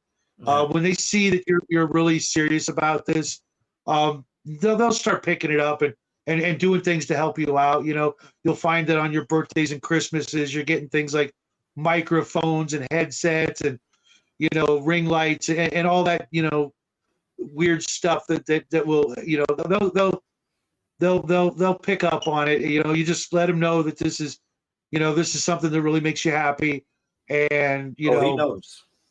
He knows. I give Spencer my hand-me-downs. Rick's a great guy. You probably didn't see the hat that he sent my son. My son loves that freaking hat, man. I think I remember the one that he picked out at work. Oh, okay, okay, yeah. He's seen it. If I, he's you like, know, I'm he's still sending this to someone. I'm like, oh, okay. Well, someone. Yeah. You know, he kind of tries to shut it off because he almost, you know, got a little, you know, when it happened, you know, he was just like, you know, he's never had that kind of thing, you know. I mean, obviously with family, but you know, with the guys, you know, that we hang out with, you know, it was kind of a big deal, you know, and you know, he'll never forget it, you know, just like I'll never forget the fact that my family outed me on my hanging out with you guys, you know, trying to be the man of mystery and stuff, and I feel they privileged. blew my freaking cover. You know, Thank you I know I guys. do, Thank you, family. I do owe him a lot because Rick was the one that rebuilt my computer after he gave me crap that I just about fried myself. So that was fun. Rick's a And, good and guy. the look fixed that it. he, We fixed it. the look that he gave me was priceless. I'm like, you never know. I didn't know I was going to shock myself. I was so excited at Christmas time to put this thing together. I'm like, oh, let me get everything all together. Rick, can you give me a hand here? Oh, you fried your motherboard. Oh, you fried your graphics card. I'm surprised you didn't get shocked to death. Yeah. Well, yeah. I didn't. But all the stuff that he did and he fixed on there, and the stuff that he even sent out for, to help rebuild my computer to where it is now. I'm internally grateful. And I'm like, I am gonna send you money and time. And he's like, oh, this thing is early birthday present. There you don't worry go. about it. Like, Yeah, I like I said, Well- I don't. If I'm gonna give somebody some, I don't expect you to. I do it so you don't have to pay me back. Don't worry about it. But hopefully you can do what you can with it, and I know oh, it's look what I'm doing with it now, Rick. There And you it's go. all because of you. Yeah. The inspiration that you Well, gave me keep on going. it's eternal. It comes back tenfold, man. It does. Sure. I've learned that a lot this year. It just the more you give and the more you help, the more the better your life gets. And we've been, like I said before, we've been so lucky to get to, we could be doing a lot of dumb things, with our free time, our spare time, our hobby time, whatever. There's a lot of activities. I'm not going to pick on anybody's hobby or anything like that, but there's a lot of things out there that are kind of, I'm going to say just as dumb as this one, but not. You know what I mean? Yeah. There's some things people do that I'm like, really? What do you get out of that? What do you get out of what you do? Well, look around. I got stuff. I got books. I got minis. I got paints. I'm never freaking bored, and boredom is like my worst enemy. I would rather go to the dentist than be bored. I'd rather do a lot of horrible things than to be bored. And now I'm not. And I'm not. Not only am I not watching like TV and stuff, but if I'm watching a screen, I'm watching someone I actually know. You know what I mean? I've talked to this person most of the time. There's still some channels. I'd love to be friends with some of these people, but that ain't in the cards yet. But I can go watch, my actual friends, doing stuff and entertaining, themselves and other people and learning stuff. When I watch the news, which is a horrible habit of mine, all I'm learning is I don't want to watch the news. Yeah. If I want to watch the news, I call my dad. He is the news. I just talked to him recently. It's like, well, this and this and this and this and this. It's like, dude, I don't even need to watch TV. I just need to listen to him. I'm like, yep, okay, yep. Mm-hmm. Sounds like you got a good dad, man. Treasure him while you can. Yeah, we are hitting the 3-hour mark in the stream. I think that is right. we're gonna go ahead and call it here and say, hey, if Spencer down below here, join his channel. I'll put the link in the description. Of course, Shadow over here. He's I'm pretty sure everybody's already subbed to him, but we'll put his credentials down there as well. And once again, I'm going to be doing a stream here shortly as well. So if you guys want to tune in and see what that's about, it's not going to be much. Just give me some time to have some cake, man. For sure. And you know remember, what? Mark, you still got an hour, my friend. You got about an hour. No.